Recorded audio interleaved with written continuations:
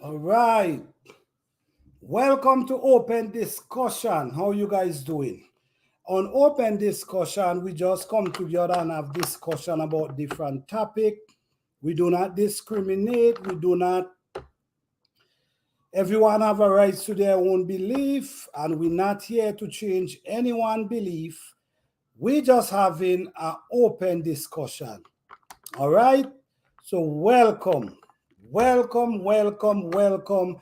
have a wonderful evening this evening. How you guys doing? Hey, Fifi Johnny, how you doing? Shout out to Fifi Johnny for putting in the works, showing how Listen me, you're doing great, sis. You're doing great. Able to handle these chickens, able to handle the food you grow. You putting in the works. You know what I'm saying? And it's so amazing to see how much you're doing. I know chicken, turkey is not easy. But guess what? You show the spirit, you show the drive of showing people what you're doing, and people could actually learn from it. So shout out to you on that. Shout out to all the hardworking people. Shout out to all the people who out there doing the work.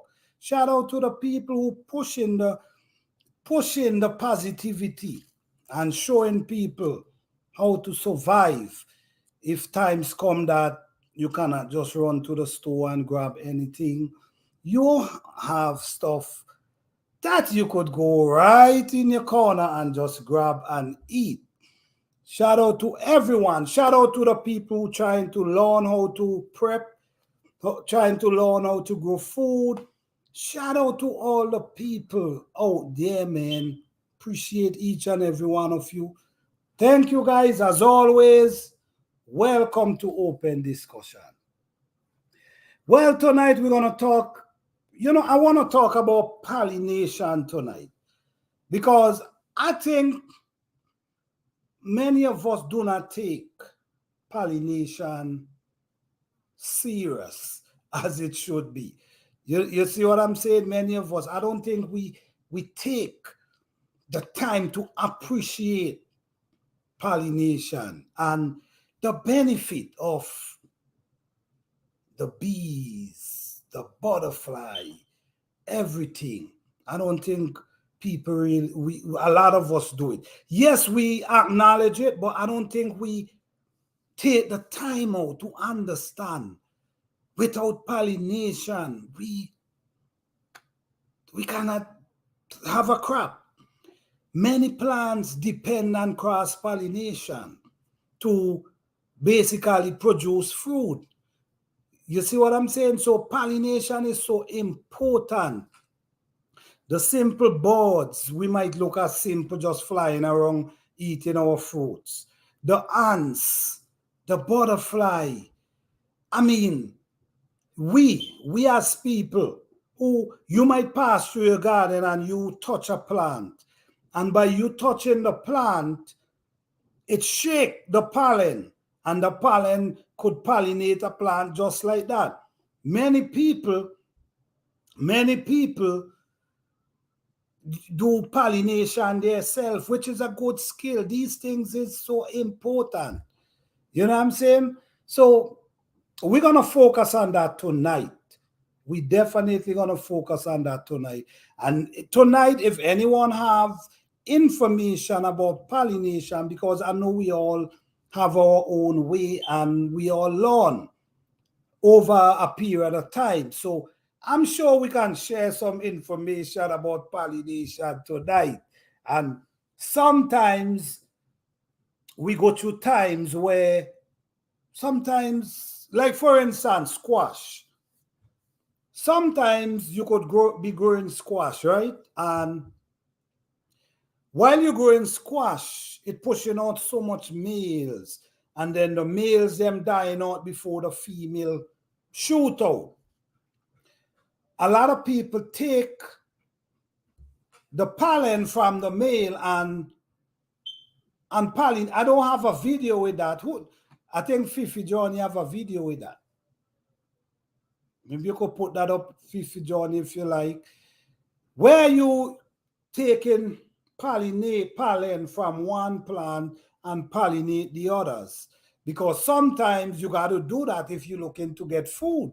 Because sometimes the way the male them coming up and go back out before it even pollinate the female. So sometimes you got to take the time and pollinate these plants that you could actually get food.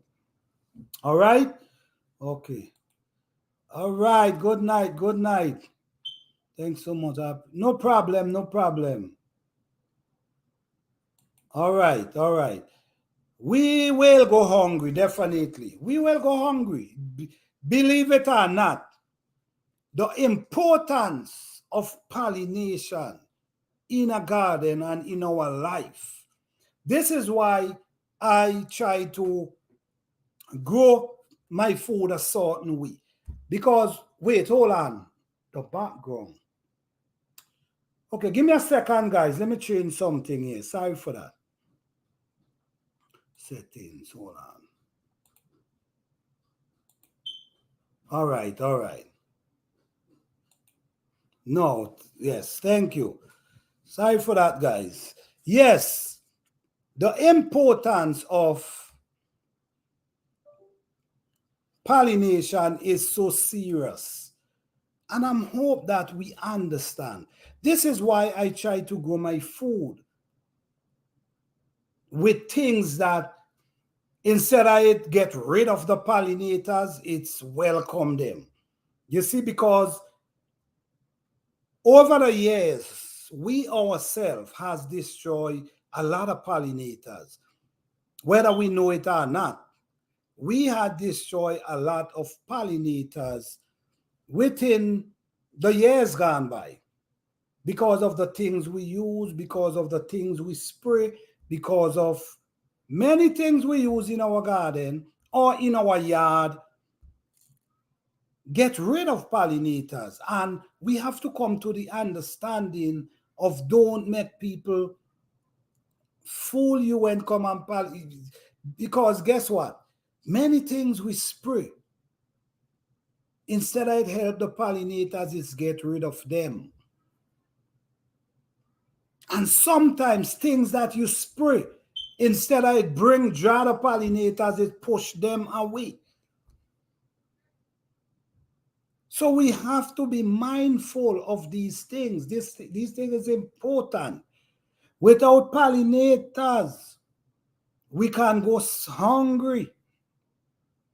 Without pollinators, we don't have we could have crops that not producing. This is how important pollinators to our garden, to our farm, to our life. This is why we all connected, and we got to understand that. We all help each other, the birds, the butterfly, the bees. We all help each other in some form or the other. Whether we know it or not, we all work together. And we got to try to keep each other together and not trying to, we try to cut a lot of shortcuts sometimes. But sometimes the shortcut, instead of it benefit us, it harm us or harm things that we need more than we believe. Okay? Even though the earthworms, there's actually earthworms, there's insect that dwells in the soil, and they're not harmful insect. There is insect that we actually need. You see what I'm saying? There's insect that we actually need, and by the spraying, we getting rid of them, and these insects is what help enriching our soil. These insects is what help make our soil rich, full of organic matter, full of nutrients, they all walk in hand and build these soil for us. So I just want to say the importance of pollinators is on another level. Don't underestimate the importance of pollinators. Please don't, because we could go starve. We could starve because of that. And be mindful that many things we actually using is causing more harm than helping us. So look into that, guys. All right, that's the link for the pollinating squash on YouTube. Okay. All right, so that's the link, guys. All right. Okay. So tonight I'm gonna drop the link. If anyone wanna come up and talk about pollinating and the importance of pollination,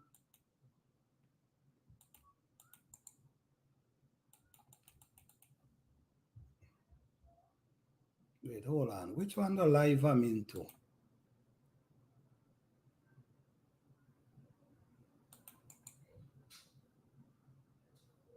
Okay, hold on. All right, share, invite.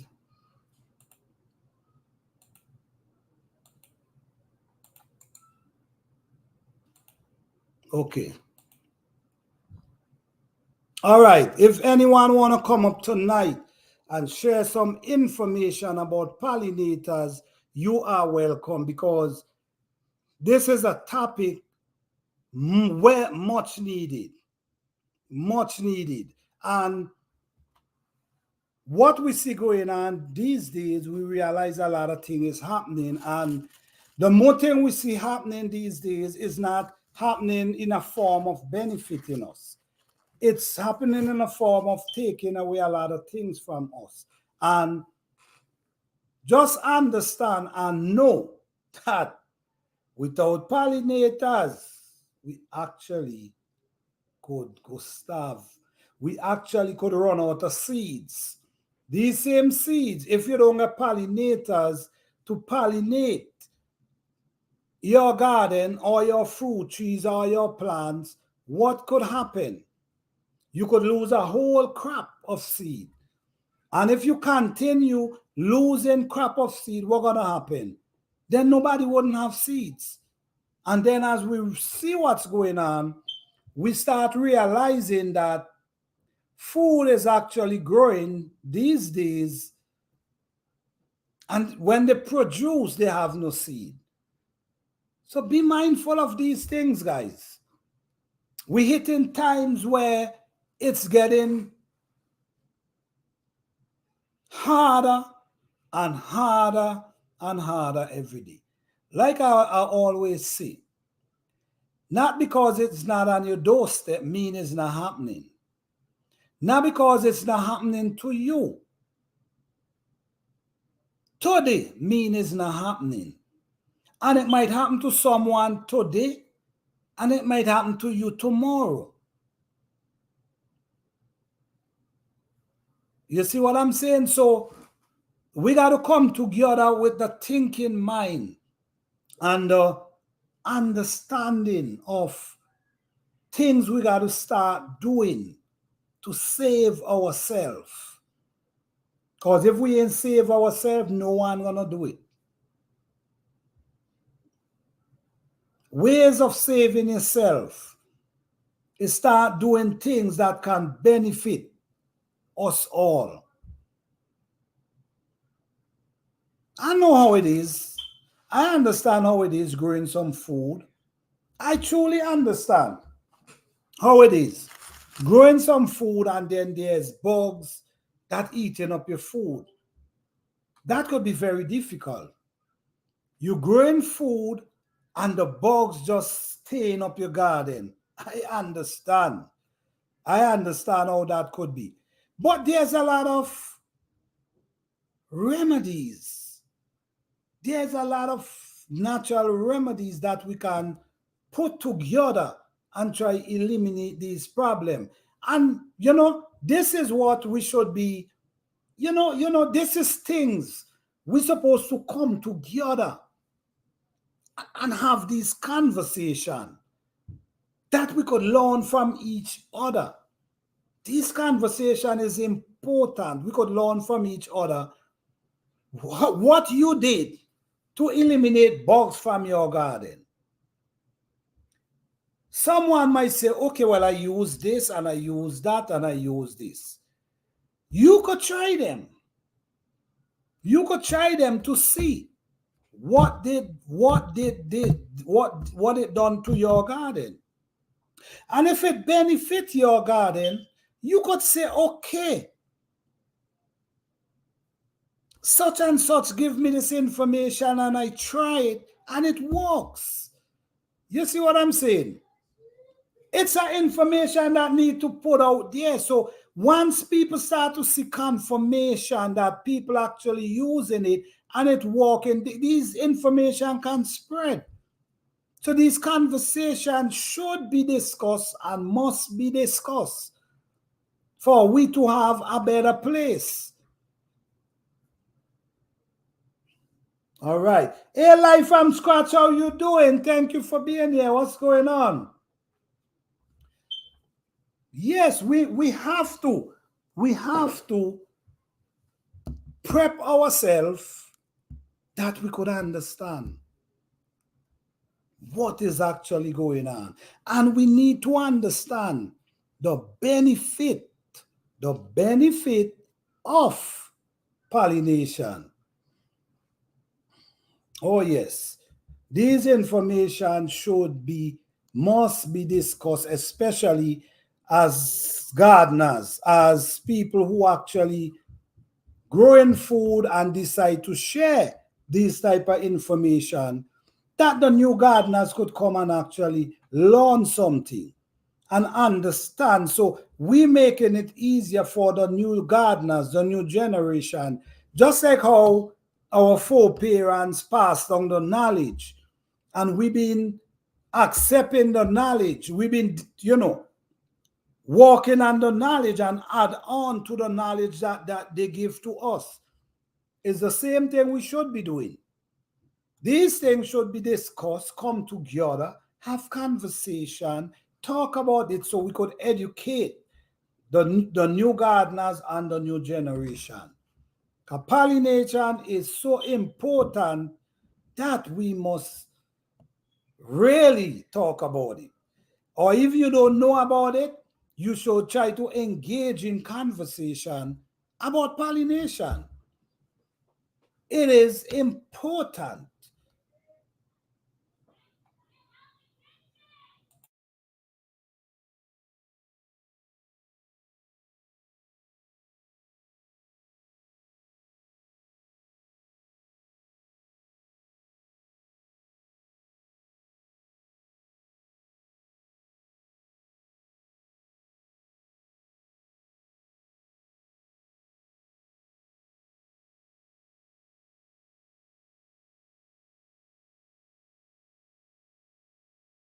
Yes, yes, yes. So tonight, guys, I'm hoping that we can get someone or a few people come up and share some information that they know about pollination.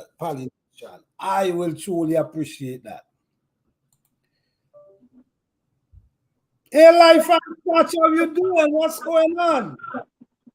Hey, Planter. Hi, Fifi. Good night. Good night. All right. Um, Mhm. I'm listening to your topic, and funny enough, I figure I should pop in and say a little something about it, Mhm. about pollination. Okay, okay, okay. I mean, as gardeners, pollination is the third best thing I would think for a gardener. You have soil, sun, and pollinators. They are one of the key that's gonna make success. Now, a lot of our plants self-pollinate. And if we don't have pollination, we can't grow crops. Whether they are self-pollinating or whether it's plant to plant, through the ear, pollen travels through the air by the wind and by bees, butterfly, ants, as destructive as they can be. You know, there are other little insects that take a little pollen back with them and over to another plant. We depend on the birds. So that's so important to us. Um, so if we don't have pollinators, we are in serious trouble. Gardening is like cut less than 50% because I see for myself trying to, you know, do some gardening in pots. Now, I don't know what my problem is this year, but I'm having a hard time with bugs, with pollination. My plants, they will bloom, but I'm not seeing any bees. I'm not seeing any bees. So my flowers are opening, but I'm hardly getting fruits or any vegetables from them. I don't know what is the problem. So what do we do from here? It's one of the things that's so important. And to be honest with you, planter, I was looking at a video someone had about pollination, and funny enough, you come up with this tonight. You know, I know you had problems with your peach tree with this bug, and this person was talking about problems with peaches and why certain peaches grow better in certain zones than others. And one of the problems that this gardener was having was similar to what you were having with the bugs, this little brown spot on the peach, and then you have the bugs inside. Now, they were saying that it has to do with the type of peach and pollination. So it seems as though during that time of pollination, this bug is out and it's infecting the fruit the same time the pollinators are trying to pollinate the blossoms.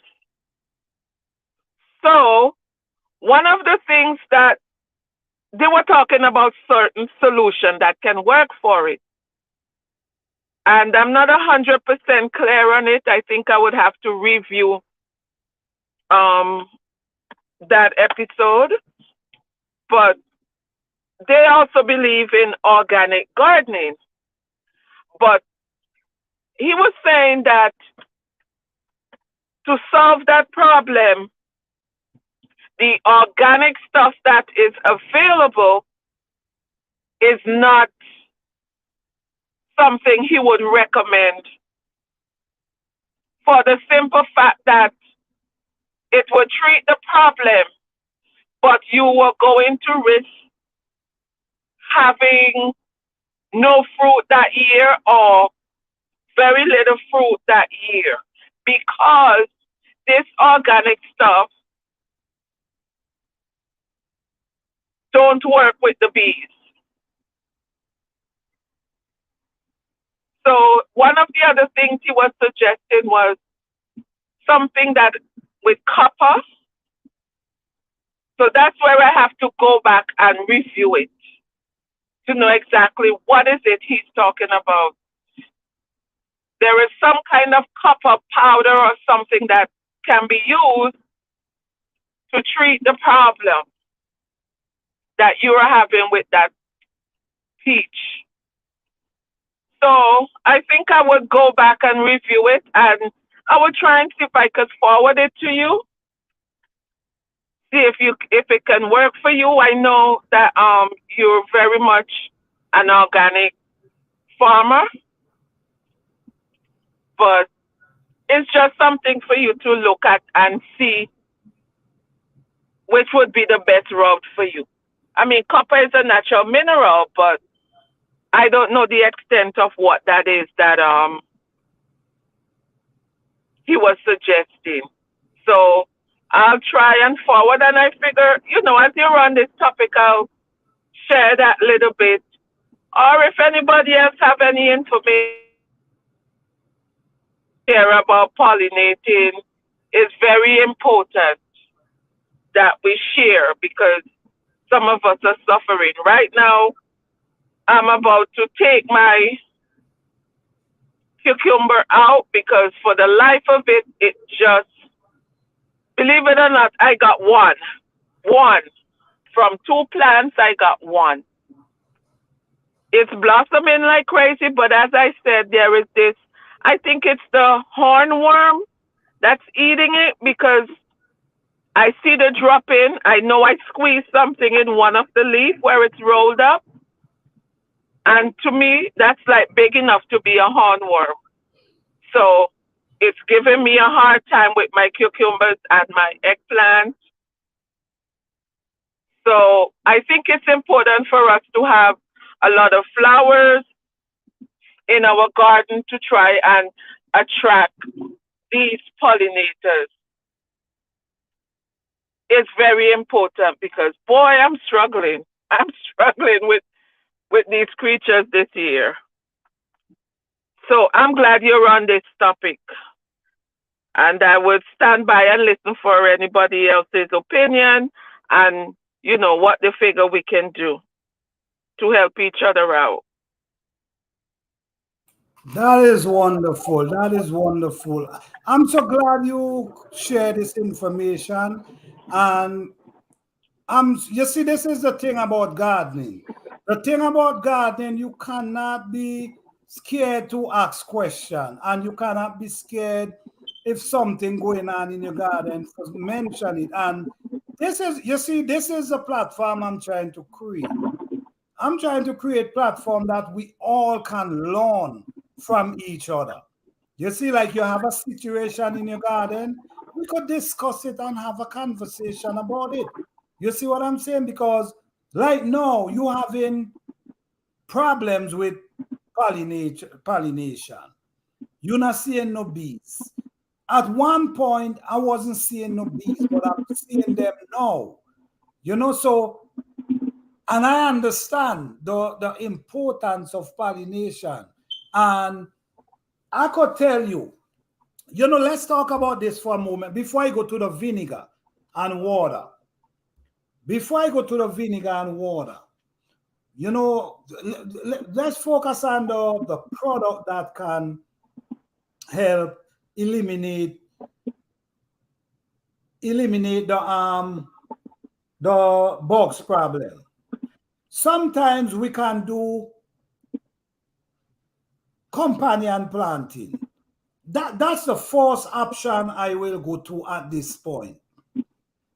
So you plant in edibles that worms love. There's plants you could plant in between, like garlic, onion, oh man, I forgot the name of the plant. Marigold, and there's other plants you could put between too. So the scent of these plants kind of eliminate bugs. So I want you to try that. But seeing you gone so far in the year, yeah, marigold, right? Thank you, Fifi. Since you gone so far in the year, I think a little vinegar and water might help you. So try that, and you also might have to do self-pollination yourself, which I think Fifi posted a video a while ago about that on the screen. Where self-pollination, because sometimes you just got to do self-pollination. Okay? All right. I saw her video, but I don't know if that would work for the eggplant. I understand it with the, with the pumpkins and the squash and that kind of stuff. But it's like as soon as the blossoms are out, you could see all the worm casting on the leaves. So I don't know if pollination is happening and it's not getting a chance to go to fruit because they're being eaten. Hmm. I have marigolds planted between them. They are very big and healthy looking, but it's not doing it. So the most problem you have now is the pollinators or the bugs. Which one is affecting you more at this point? I think both because I'm looking at it this way that the bugs are destroying the flowers before it can go to fruit. I don't know if there are pollinators that got to the flower before the bugs do, but I haven't seen them. I haven't seen any pollinators, but I've seen what is happening with the bugs on the plant, and it's worms. It's I'm thinking it's hornworm. So Well, I don't know which one is it that is really causing major damage. well, I'll tell you, them hornworms, listen me, they ain't no joke. So No. if you have them in your garden, that's a situation you have going on there. And I do think, you ever try vinegar and water? You ever Yeah, try that? yes. I've been spraying them with vinegar and water like every other day, and that helps. But as I said, they come right back. Okay, They come right back. may I ask the dosage you make? What dosage you make? What the measurement of I vinegar? use 1 cup of vinegar to 2 cups of water. So it's like a 2-to-1 ratio. 1 cup of vinegar. Is it? Wait, hold on. Hold on. 1 cup of vinegar, measuring cup, right? Yeah. To 1 cup of water. No, to 2 cups of water. That ain't. I'm And kind of. that's awfully strong. I think that too strong. But it's not doing the plant anything. It's not killing the plant, and it's sure not killing the hornworm. Okay, let me get this. Let me get this again. 1 cup of vinegar to 2 cups of water, and Yeah, you keep seeing the worms. They're still coming back. And what yeah. actually happening to the? Okay, so let me ask you: the earthworm, the hornworm, is eating on the plant. That's what happening, right? It's eating the blossom. It's eating all the cucumber leaves. It's eating up the eggplant leaf. Not as much as the cucumbers, but yeah. That dosage is pretty strong. I know. I think I don't know, but you say not doing the plant nothing. So No, no. The plants are still healthy looking.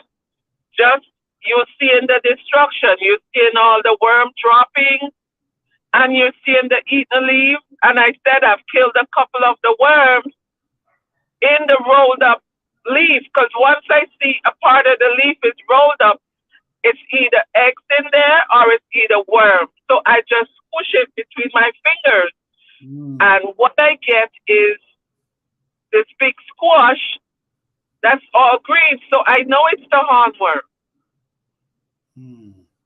okay, Fifi say you need bug control, but you have to be consistent because these worms and bugs eat fast. Yes, they do eat pretty fast. But what I'm really looking at, right? Vinegar and water works for me. I normally spray them in the evening. Okay, Fifi use vinegar and water. And she say she spray them in the evening. I used to use vinegar and water. I don't use it anymore because I understand how birds could clean your garden. But I don't know. I'm trying to fix. But what I'm saying is, I'm thinking it's strong. But at the same time, you saying it that doing nothing to the plant and also nothing to the bugs. How often do you spray? Do you spray your plants? Every other morning. I spray them every other morning. Every other morning. They're looking healthy. The plant itself is not looking sick. The worst one right now is the cucumbers.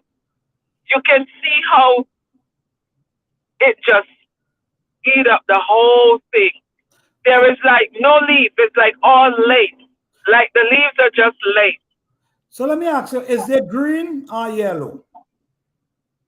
Well, right now there is no green on the cucumbers because the leaves are all eaten up. You can see the droppings, and the leaves are like mostly on the brown side.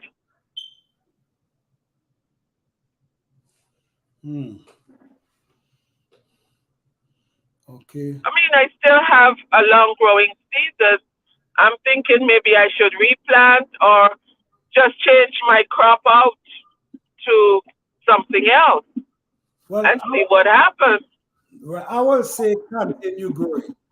That's what I say. Replant. Don't make these bugs stop you from doing what you want to do. Continue planting, but it's surprising to me that that measurement you mix in vinegar is not helping you. When you see the leaf, how the leaf does be, is it dry? Before you see them eat up, do you see them dry or green? Do you ever see them? No, the eggplants, they're all green. They are all green. What you're seeing on the eggplant is where the bugs have destroyed it, where there is leaves with holes or there are folded leaves. You're seeing the droppings on the leaves. You're seeing the blossom you saw yesterday. It's all brown, and you can see all the hold on. The droppings on it. Hold on. The blossom that you think brown, turn brown. That you saying the blossom turning brown. They look green, and then you spray them with the. I'm trying to figure out something here. You spraying them, and then you realize then the blossom turning brown. That's what you say? The blossom you saw like yesterday, when you go the next day, it's brown. Okay, hold on. Because it's all eaten. To me, it's like the worm got to it because there is a lot of dropping on it, on the leaves, on the blossom, on the very top of the tree, where the leaves are beginning to unfold. Okay. Just a mess. Okay, all right. Okay. What about trying 2 cups of water with 2 cups of vinegar with a gallon of water? What about trying that instead of because I can try that. Yeah. Try 2 cups of vinegar and a gallon of water, because what I'm seeing here, I'm kind of seeing like the mixture is too strong. Yes, you have the bugs, I understand, and the bugs eat. But if you have flowers the day before and you see them looking green, and then the next day they brown, vinegar will do something like that. So try mixing it, 2 cups of water and a gallon of vinegar. Try that just to see. So once you do this, you're going to give a more understanding of what's going on. Because we want to come to, and I want you to come back up and tell us about this, because we're trying to figure out what is the problem, because this is how we learn, and this is what I'm trying to create something that we all could learn from, because I'm sure plenty of people is going through what you're going through today, And I think this is very important. Let me see what Fifi I'll said. try it. I'll Hold try on. it, and I'll let you know. Okay, hold on. You're probably talking about cucumber worm and not hornworm. Okay. Fifi said maybe talking about cucumber. It's so much worms out there, I'm telling you. It's so much. Let me see again.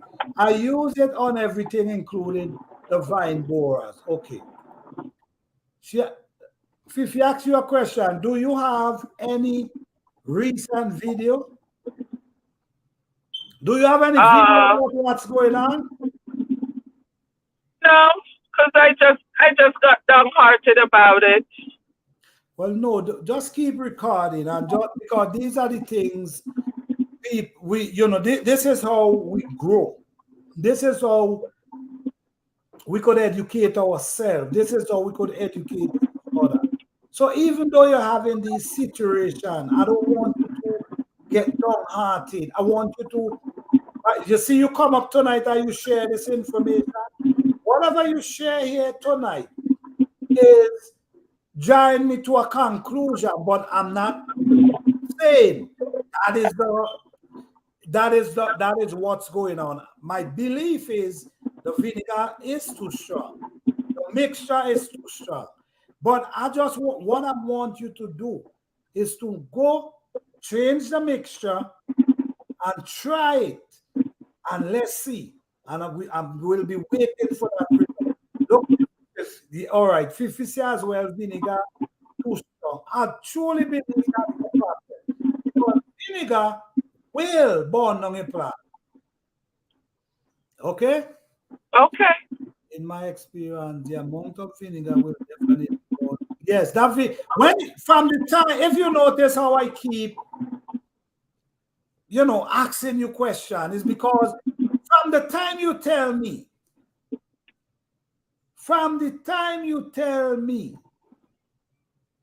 it's you hear me after 2 cups of vinegar, 2 cups of water, 1 cup of vinegar to 2 cups of water. No, that's strong. Okay. Yeah, that's pretty strong. Okay, but boy, do I'm giving you. Please don't be discouraged. I show everything, my triumphs, my challenge, and my failure. My triumphs, my trial, and failure. Don't listen to me. I'm trying, Planter, not to get downhearted. As I said, when I look at my few kales and collard I have, they're fine. They're next to each other. They're next to the eggplant and the cucumbers, but they're fine. They're fine. Okay. My Swiss chard did wonderful. They're just about finished, but it's just the bugs on those 2 sets of plants. Listen to me. I'm really trying to stay upbeat about it. Well, as I said, I just set some beets, and I noticed this morning that they're up, so that's nice. Okay. I'm trying. Well, we want you to try. We don't want you to give up. Don't matter what. We don't want you to give up because, listen to me, gardening could be real challenging at times, very challenging. But giving up is not an option. Failure is not an option. You got to figure out a way how to get around these bugs. You got to figure out how to get around them and how to. You got to come out the winner regardless. Because of, you know what I'm saying? You got to come out the winner in this thing. So yes, there's a lot of challenging with gardening. There's a lot of bugs. Trust me, there's so much bugs out there. Listen to me. But the vinegar and water, I know it works because let me tell you, vinegar and water revive a crop for me already in cabbage. It revived a cabbage crop for me. This worm was going in, and the vinegar and water was helped me to harvest. If it wasn't a vinegar, I would not get a crop from them. But the measurement is important. All right? With Yeah, I will. I will. I'll take your advice. please do. And okay, Fifi say I even put less vinegar than was recommended by plant, and it stick on it. That's what I'm saying. Try, and you already try 2 cup, 2 cup to 1. I think is way too strong. Please try a gallon of water and just mix it. And every day, every other day, you could always spray. You know what I'm saying?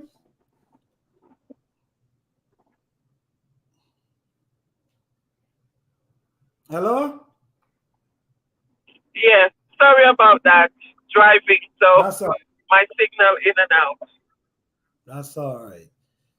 Yes, but this is pretty this is a pretty inches. I just like the way you come up and you share the information you have, and you also share what is actually going on in your garden. And I'm glad you share that we could come to an understanding and able to try to help you, because this is what we want to do, man. We want to bring Yeah, gardeners together I and appreciate that. yes, and figure things out, because there's a lot of problems goes on. And then we also want to come together where we can figure out what can we actually use. Instead of we spraying our garden, what can we actually use for eliminate some of these bugs and keep them out? Because the scent, they don't like certain scent.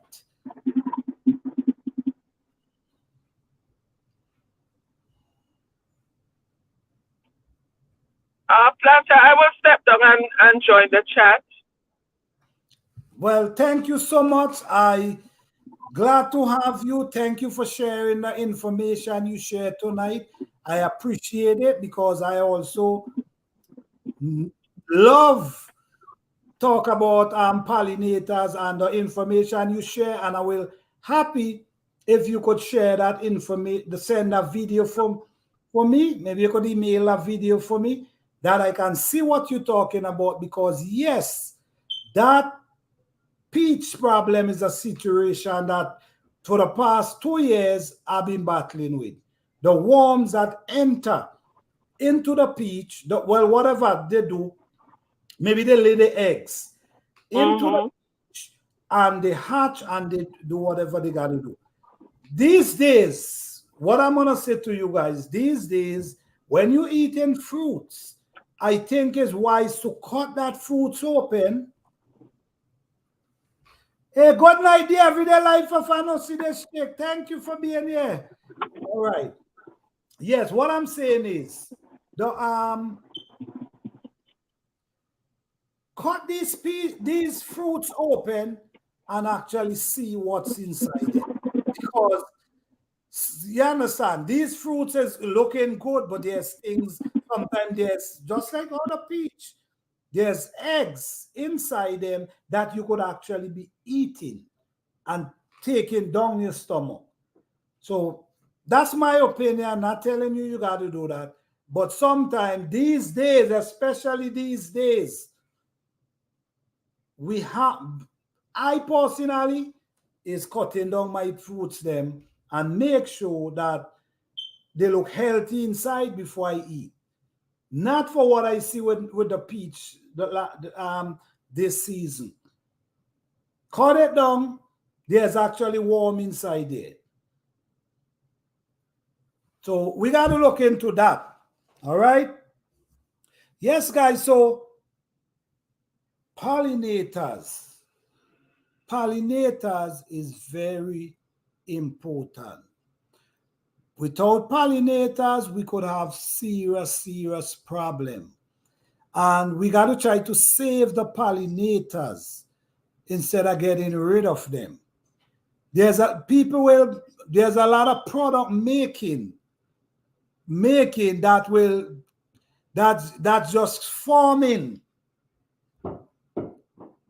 That's just farming, shaping everything. So for instance, let's put it this way. If you keep spraying and you eliminating your pollinators every year, the bees that come out, you eliminating them. What do you think gonna happen in a few years? So we, listen to me guys, we so comfortable of running and grabbing anything that come on the shelf without looking at the benefit, without looking at the harm that can be done. Anything we see, we're ready. We got to come together and try to figure out things that we can actually plant. Just like how we figure out planting flowers in your garden could help bring pollinators. We got to figure out what to plant to keep away the bugs. It's hard to keep them away because the butterfly, you see, the thing is, this is how it works, We love pollinators, which is butterfly. But when these butterfly come in our garden, what they do? They lay eggs in our garden. And what happened? They start eating our crop. You see? So sometimes we just got to figure out things that can keep certain things out and attract certain things. So we wouldn't have this bug problem that much. Because I'm not gonna lie, I don't have bug problem like that. Like I keep mentioning to you guys, birds. Try create place in your garden for birds. Yes, try create things. Thank you, the everyday life. Thank you. We also have to plant things to invite the birds so they can help with the bug control. Yes. You see, the thing with birds, what I love bird with, and I've been studying birds for a while now. And what I see with birds, in the springtime, all in the spring, this is when birds laying eggs. Springtime, summertime, they laying eggs in this season. And birds got to feed their babies. So these same bugs that you have in your garden, this is what the birds them feed from. They come in your garden and they pick them and they take them to their babies.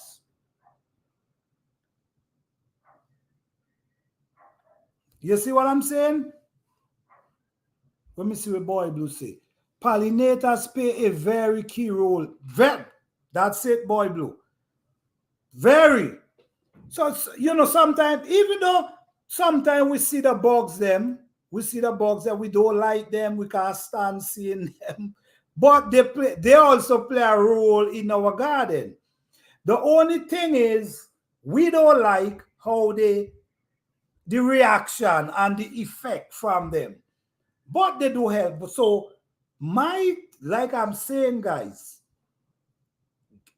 introduce the birds in your garden. Make the bird comfortable.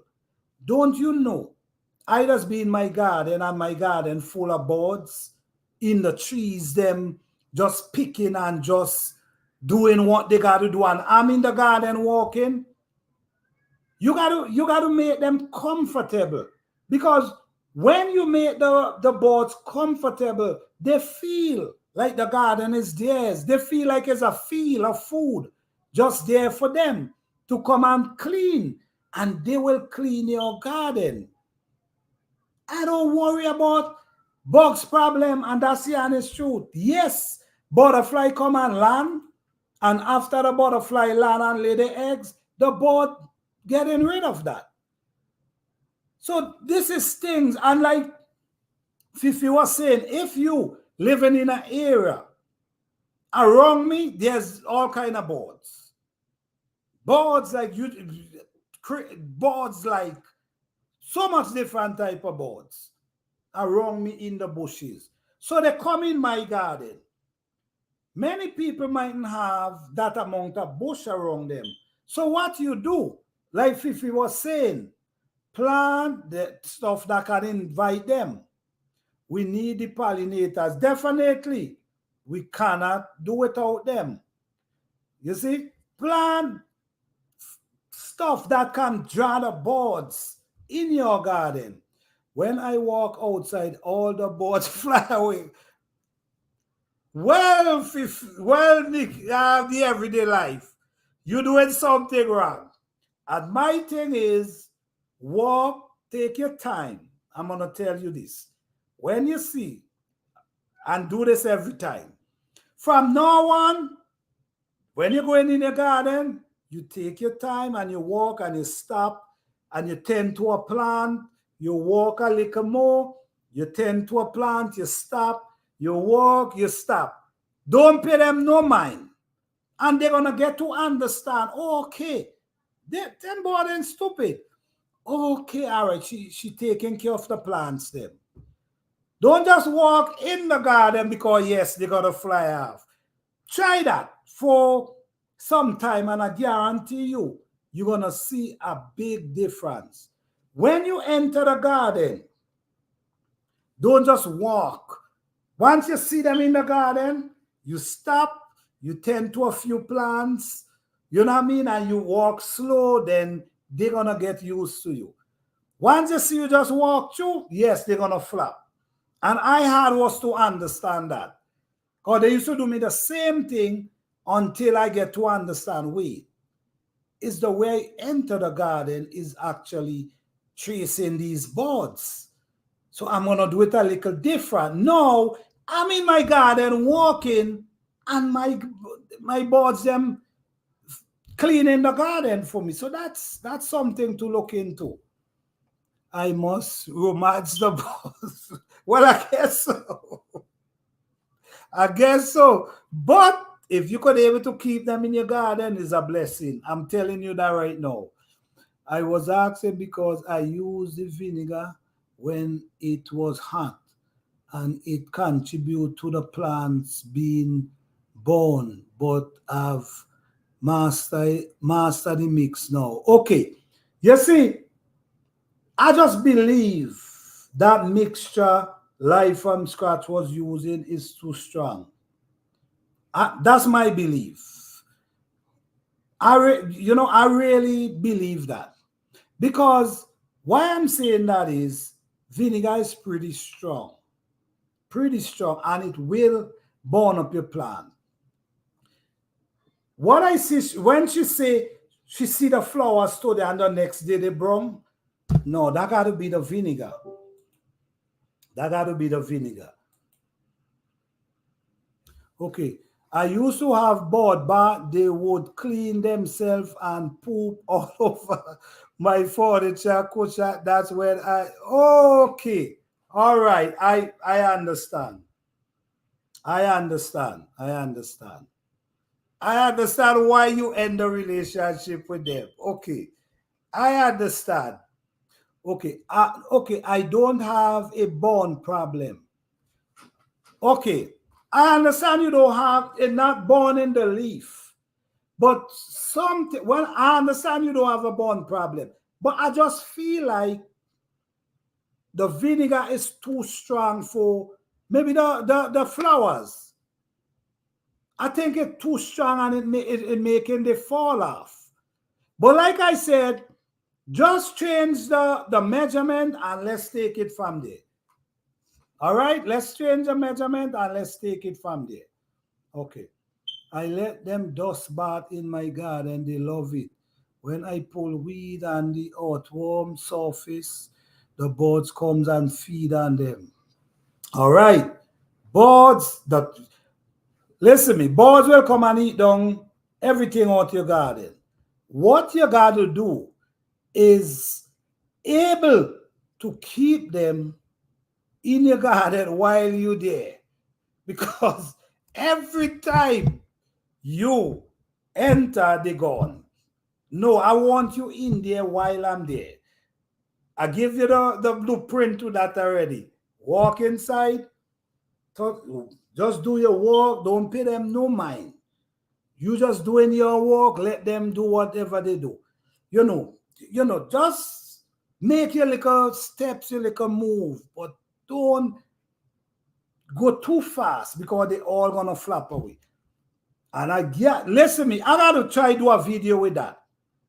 Anyhow, I see them in my garden, I'm gonna do a video showing you.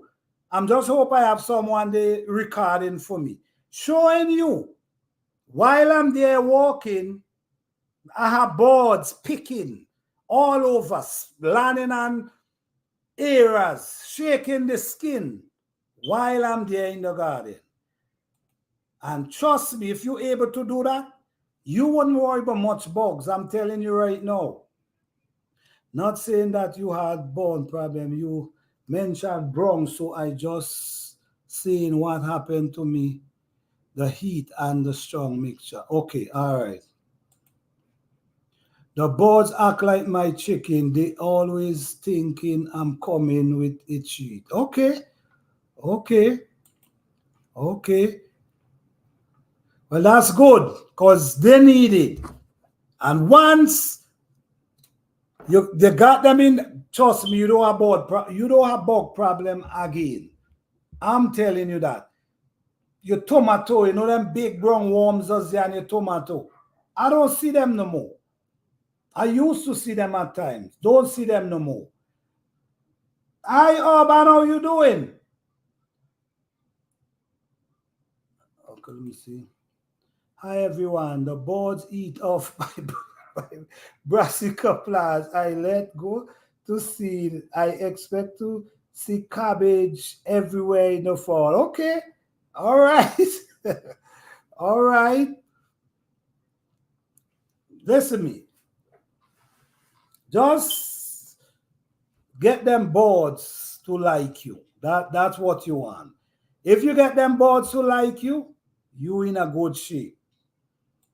It eliminates a lot of stuff. I'm telling you. I see 3 bats this week in evening. They eat off mosquito and flies. Oh, really? You see what I'm saying? Everything have its own purpose. Everything. And do you guys ever use Batman? Somebody tell me Batman is rich. Do you guys ever see Batman before? Or is anyone in here ever use Batman? A guy was telling me about it in this week. Well, you won't need to start indoors or bad. All right. Oh, you never. Yes, someone told me about it and they say it's a rich man. I don't know about it, so I really can't say much about it. Yes, and also birds again is also pollinators for your garden. So you see what's going on? Birds have so much benefit. It can clean your garden. It also can it also can pollinate your garden, because the thing about pollination is a bird could land. But it land on a plant, it could shake it, and the wind can blow that and cause pollination in your garden. So all these things is important. So bird is well needed in your garden as well. You see what I'm saying? I use free manure from rabbit and chicken. Okay. All right. Got it. I appreciate your opinion. All right. All right. So yes, guys. There's a lot of, like I was saying, we don't like the bugs. We don't like to see them. We can't stand them. But believe it or not, they all play a role. They all play a role in gardening. And they all play an important role in gardening. but we just can't stand them. Then we might plant our brassica, then when we do look, we see holes in all the leaf. They eaten it up before you could even get a harvest. This is where we got to come together and figure out what can we use to get rid of, to keep them away, that we can able to have our good, decent leaf to eat. My solution is boards. That's one of my solutions. Boards. The other solution is companion planting. Because what I start to do as well, I start to do companion planting with plant all type of plants together. All different type of plants. And you mightn't believe you could plant pepper, you could plant herbs, you could plant okra, you could plant all different type of plants in the same area and eliminate bugs problem too. Because somehow or the other, they don't like certain plants. So once you have that plants in that area there, the smell of it might not what they like. You see, pepper, try put a, when you're doing brassica, you know, we try to do experiment. When you're doing brassica, plant, put a pepper, put a couple pepper in between them, a couple pepper trees. Do your own experiment on that and see how it works for you. Like your brassica, like your collard greens, that gonna last all through the year. Chuck some peppers between them. Or you chuck some garlic also between them. Try things, because there's things that actually works. Yeah. Birds are okay. Squirrel can go right. Squirrel is definitely will damage you. Yes, squirrel will eat down your fruits especially. But you see, that's the thing. They will eat down your fruits, but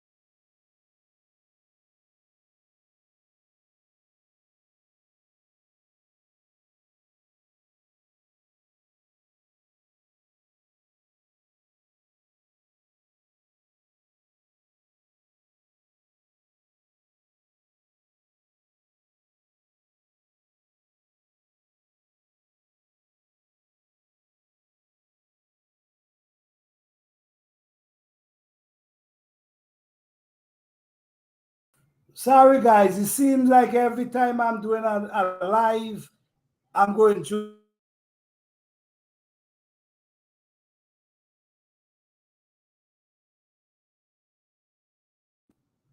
Okay, it's back.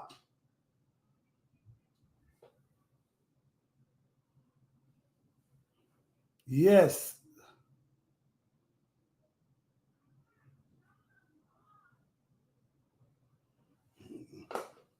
Hey, all right, guys. Sorry for that. I don't know, man. Every time I'm doing a live, it seems like this internet got to buff, man. It's like too much money for this thing for be happening like this. But anyhow, yes, guys. So pollination in our garden is very important, and we have to understand the benefit of pollination. This is something we have to understand, right? The thing about it is we got to eat, we got to protect, and we also got to protect them.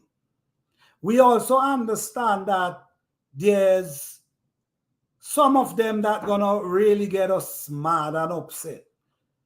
But we also got to understand sometimes sometimes we win some, sometimes we lose some. And I understand, especially when you only have a certain time to grow something.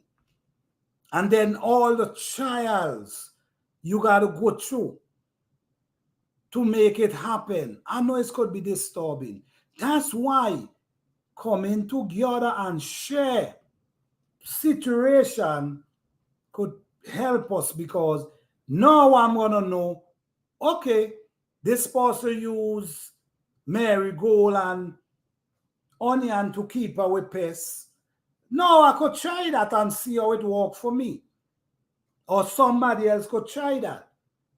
But I will always recommend getting them boards in your garden and try to make them comfortable. Try to make them comfortable.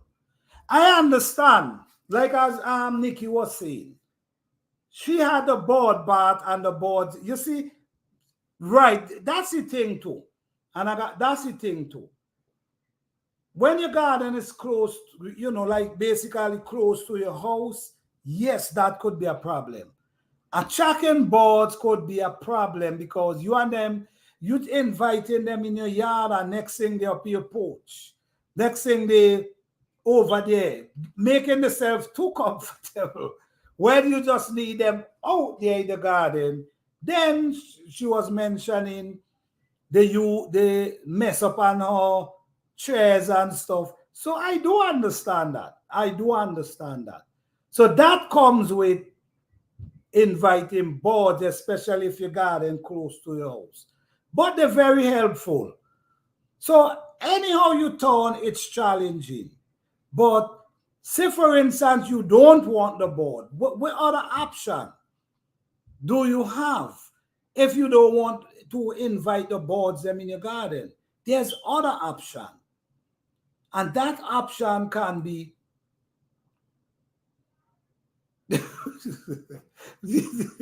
those boards really make themselves at home. I understand.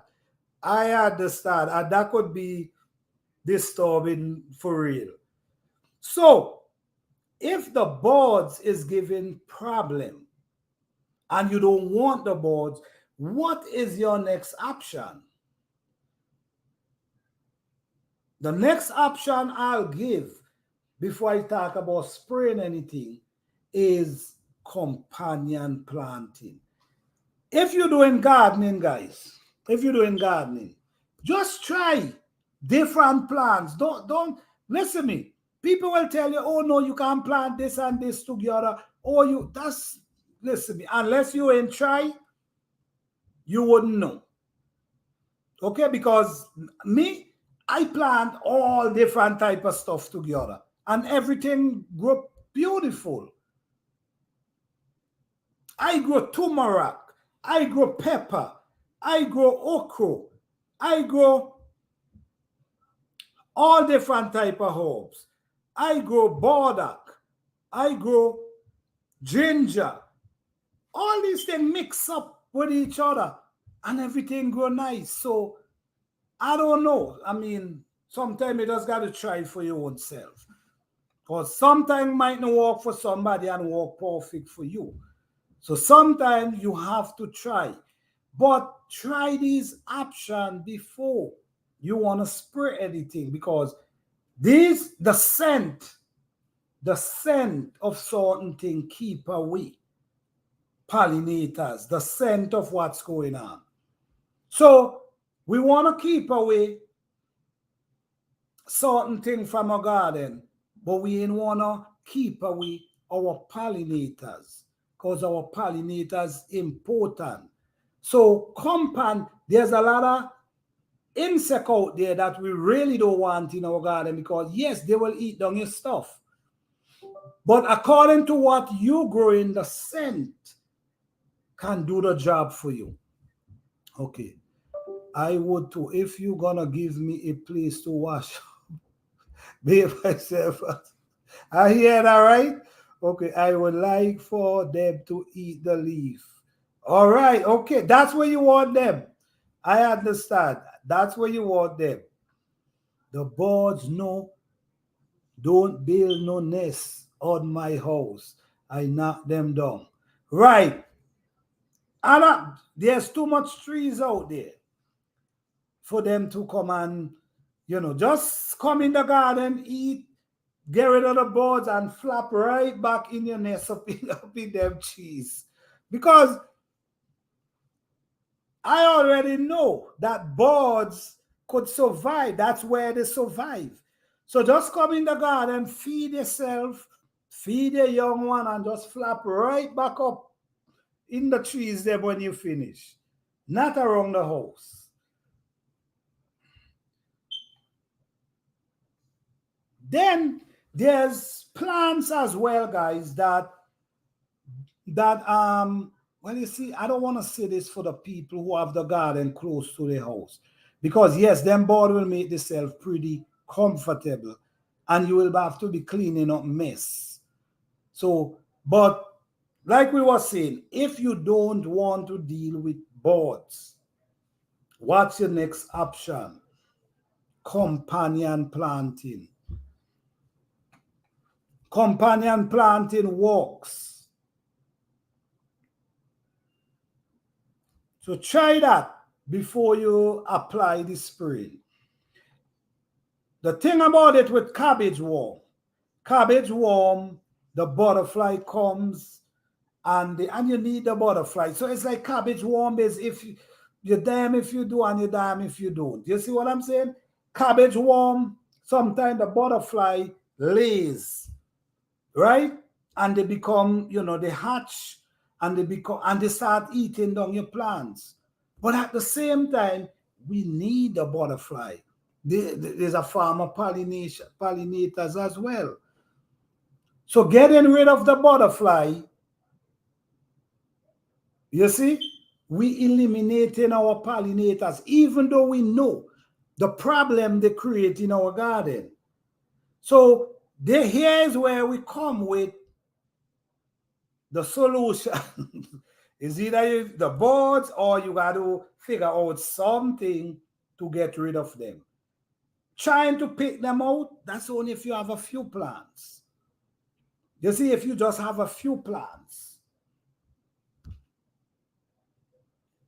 But if you have a field, it's hard to try to pick out cabbage worm from every plant. But these things eat down your crop in a day.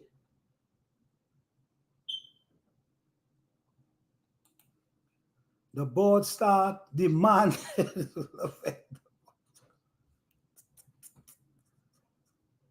Them bird was living in style. I think you made them extra comfortable. I think that's what you did, Vicky. You made them extra comfortable. You got to make them that after you done eat your belly full and fix your babies, just flap on right up, eat the bushes. That's what you got to do. I love to watch the birds and pay attention to their behavior in the garden. My birds don't come to my deck or patio because all I have is lettuce and herbs growing there. Okay. Cover basically with mesh. It's kept the moths off my plants this year. All right, so you see? All right, this is another idea coming. Cover with mesh. Urban says she cover with mesh and it kept the moth off my plant this year. All right, so you see, solution. You see what I'm saying? This is what I'm talking about. We come with solution that can help, and this is what we should be doing as gardeners, man. Solution that help us from spraying, because we're trying to eliminate that spraying, because that spraying causing more damage than we think. As much as we don't like the butterfly landing and our stuff and lay eggs, we need them. So that's a good thing to look into. Mesh. They are bougie. Oh yes, they are bougie. Yes. Yes, I think you made them too comfortable. Good for you, man. Okay. Cover brass, you got them at the correct. Okay, I got what you were saying. You see? So it's about what we can do before we choose these. These things should be our last option. You see? After we try everything, if we not see no result, then we try other things. But we should choose ways of how we can eliminate problems in our garden without having getting something off the shelf. And there's many ways, but we just got to put in the work.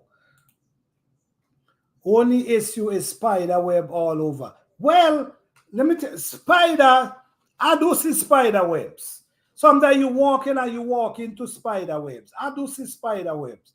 But you know what? Spider also eliminate bugs out your garden. That's what a net is set up there for capture these bugs them. So everything everything looking for their food, and you just got to let nature walk around your garden. Yes, it could be aggravated to us.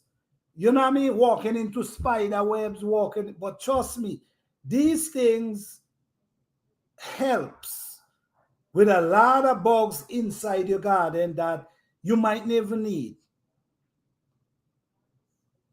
Because I don't see all type of bugs sometimes. Sometimes you walk into the garden and you seeing, but then when you go back, them birds don't take them out already. That's why I love birds. They walk fast. And the thing about it, you're supposed to go through and sort your plants them too. So in case you detect a warm situation, instead of you leave it to go away, and then by the time you catch yourself, it already eat down your plant. You're supposed to catch that early. So if you catch a few worms, if you see a few worms, you just take them out and, you know what I mean? Then you come back the next day. So don't, I think, go in your garden as often as you can. I know not everyone can be in their garden every day, but go as often as you can. That will help you eliminate a lot of problems with bugs in your garden. I hate those frogs, but they eat lots of bugs. Exactly. You don't like them, but trust me, they help clean your garden. They help eliminate a lot of bugs from your garden. But I cannot stand seeing them, but they help eliminate your garden. So this is how garden works, man. Is challenging, it's not easy, but at the end of the day, just remember, you need to harvest food when you plant. and we just can't get rid of our pollinators. So we have to figure out natural remedy to get rid of the things that eats down our food. Some people will go through the garden and pick out everything. Some people will go every day. Every day, like a guy like me, I will go every day. If I don't have the time to spend plenty time, at least I go all in the morning and also later in the evening. But almost every day, I got to put foot in the garden because I need to eat. I got to eat. I got looking for bugs every day, especially because there are so many butterflies around laying eggs. That's the next thing again. When you start, if you have butterfly, if you see butterfly flying around and landing on your stuff, then come the next day and turn the leaf, search the plant. Whatever plant you see them around, turn the leaf and just search. Because you know where they love to lay eggs? They love to lay eggs under the leaf, where you can't see them. They're smart enough. These insect, whatever they is, insect is very smart. So this is why the birds them does they down in the plant looking, picking, you understand? Because them thing laying under the leaf. The leaf is like this. They go under and lay their eggs under this. So if you searching, turn them leaf. Because these things are gonna turn to worms that gonna take down the same plant for you. So it's just things we gotta do and we can't ignore in our garden. Haven't seen frog, but I'm sure they are wrong. I don't see them either. But I'm not gonna say they're not wrong. My dog bit into one last year and started frothing like she was. Are you serious? Wow. Daily garden. Yes, yes, yes. Yes, this is a form of being successful in your garden or having a successful garden, because believe it or not, staying away from your garden 2-3 days a week from your garden, you could go in and see stuff you didn't want to see.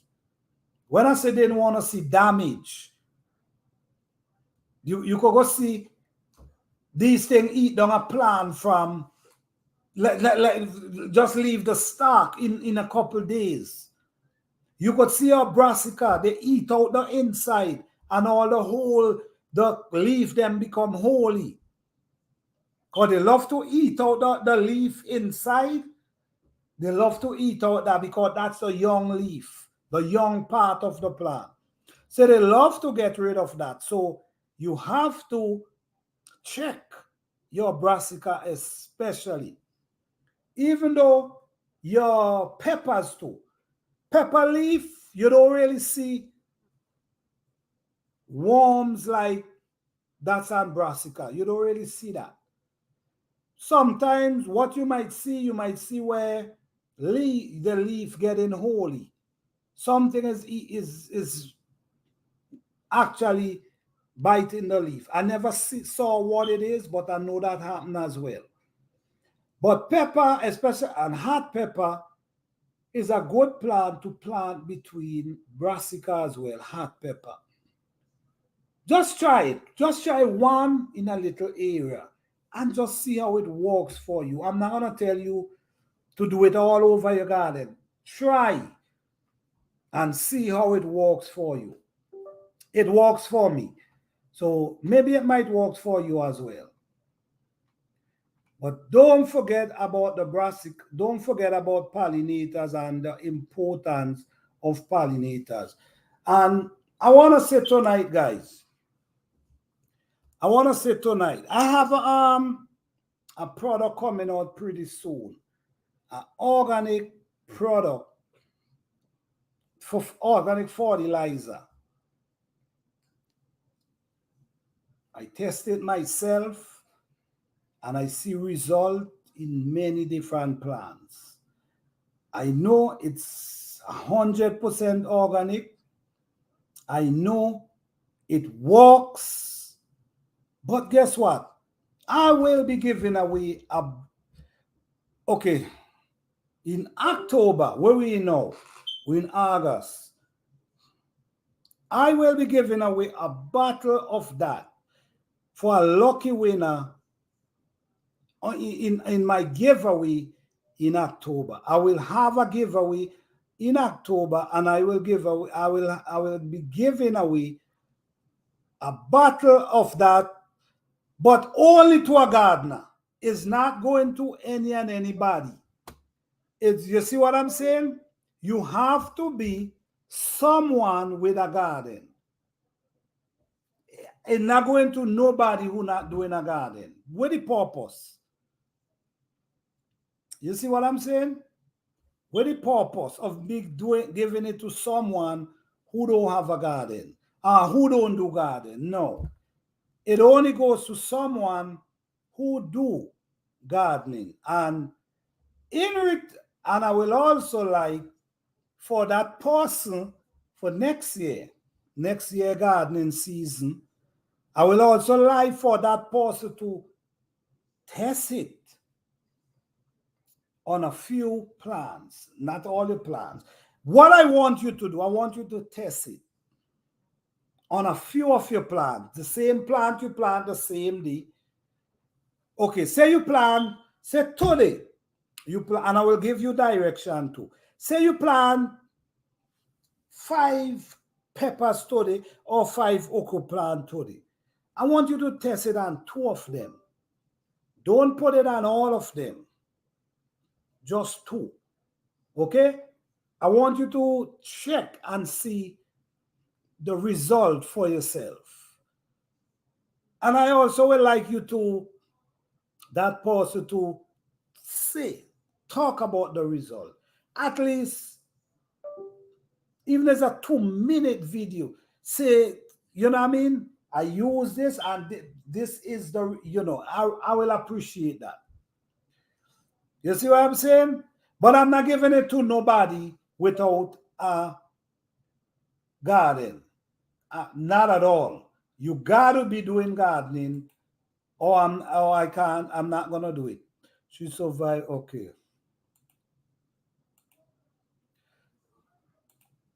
You're welcome, you're welcome. The pressure is on. Bring on the green thumb. Get ready for Planter Super Juice. Definitely. This thing will have you smiling.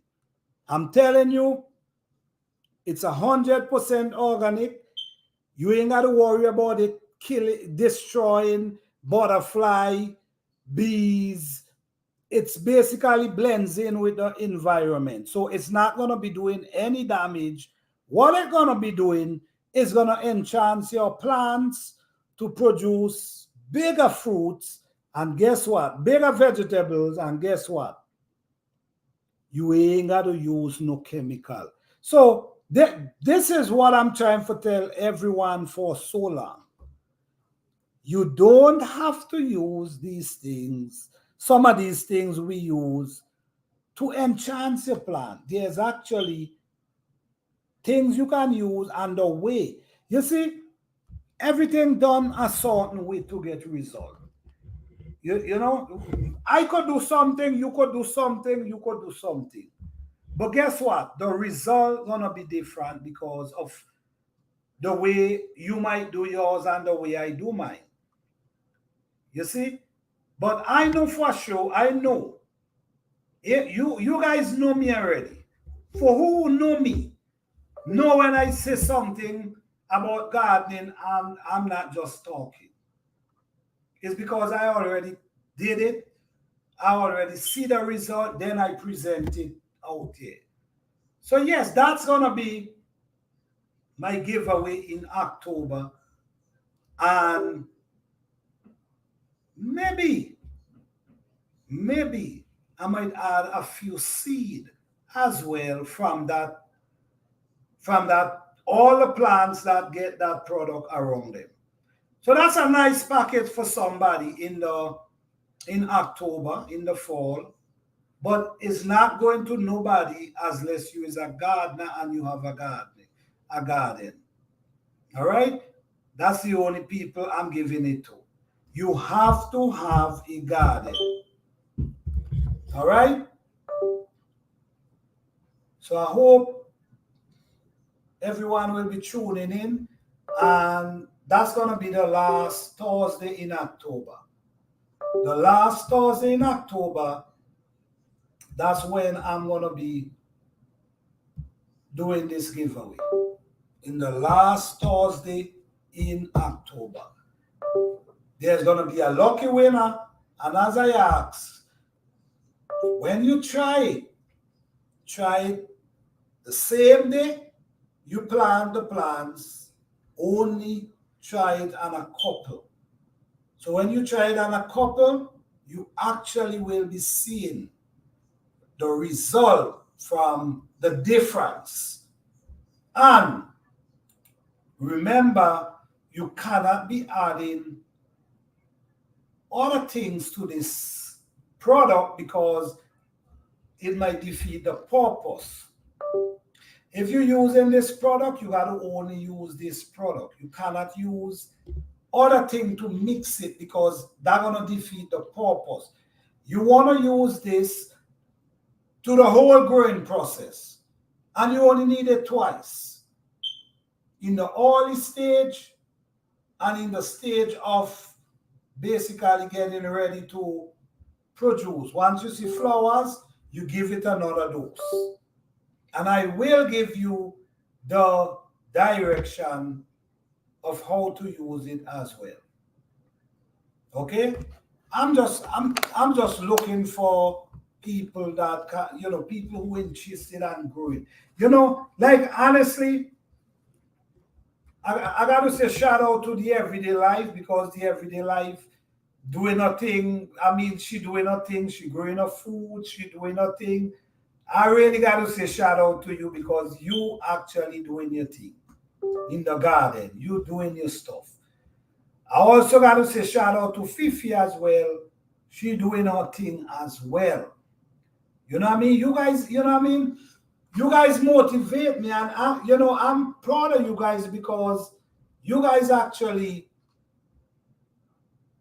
I mean, the way you guys doing stuff, man, you guys making some guys look like, you know what I mean? You guys just doing your thing. So shout out to you guys on that. Shout out to Urban Gardening. I mean, shout out to all of you, man. You guys doing all your thing, man. Just do what you do once you're growing something. Hi, Ngozi, how you doing? Thank you for being here. What's going on? You're welcome. What's going on? Thank you for coming through. Listen to me. What I like, you know what I'm saying? What I like and what I'm looking at is, the things I'm seeing, what people doing, and the progress and the production, and able to teach, show somebody, and something to motivate them, something to push them, something to make them say, okay, I could try this, something to make them, I mean, this is a blessing. You know what I'm saying? This is a blessing to actually watch people and you're able to learn something from what they're doing. It's a blessing. Let me see. You're welcome. I'm good. I start my little garden. I have tomatoes and pepper seeded. Okay. That's wonderful. Oh, wow. I like the song of that. I like the song of that, sis. You doing your thing, and that's interesting. You doing your thing. Proud of you. Proud of you. I wish I could have seen that garden. I'm telling you. I wish I could have seen that garden. But you know what? It's a blessing, and I'm proud of you. I just love to see people garden. I just love to see. I just love to, even I'm not seeing, but just knowing that people actually growing something is a blessing. We all need to able to grow something for ourselves. Even we haven't while we're growing up. If you learn today, it's still a blessing. You see, because no one could take away these skills from you. And guess what? You're gonna be learning every day. Let me see. I will take a picture and send for my. Okay, that's wonderful. All right, all right. Hello, Tia. John Gold, how you doing? Thank you for being here. We appreciate you here. Oh, you new here? All right, all right. That's wonderful. That's wonderful. Glad to have you here. Glad to have you here. You are welcome here. All right. You are welcome here. Thank you for being here. All right. Okay. Yes. So I love to see gardeners. I love to see people growing. I love to see people harvesting because these things is what you're welcome is what motivate us. These things is what make we want to grow. These things make people see and say, okay, this is how I can do it. This is what can make me eat more healthy. This is what can make me more healthy. At least I know what I'm eating. At least I know what I'm eating because I'm actually growing it. Guys, even though it's a couple containers in your backyard, on your balcony, I encourage you to try. Even if it's 2 plants, I encourage you to try. Because guess what? 2 plants, the next year might turn to 4 plants. 4 plants might turn to 8 plants. 8 plants might turn to 12, and that's how it can be. All right? I also want to talk about the Herb Garden Challenge. Okay, camera look a little blurry. I'm going to go in and come right back. Go out and come right back in.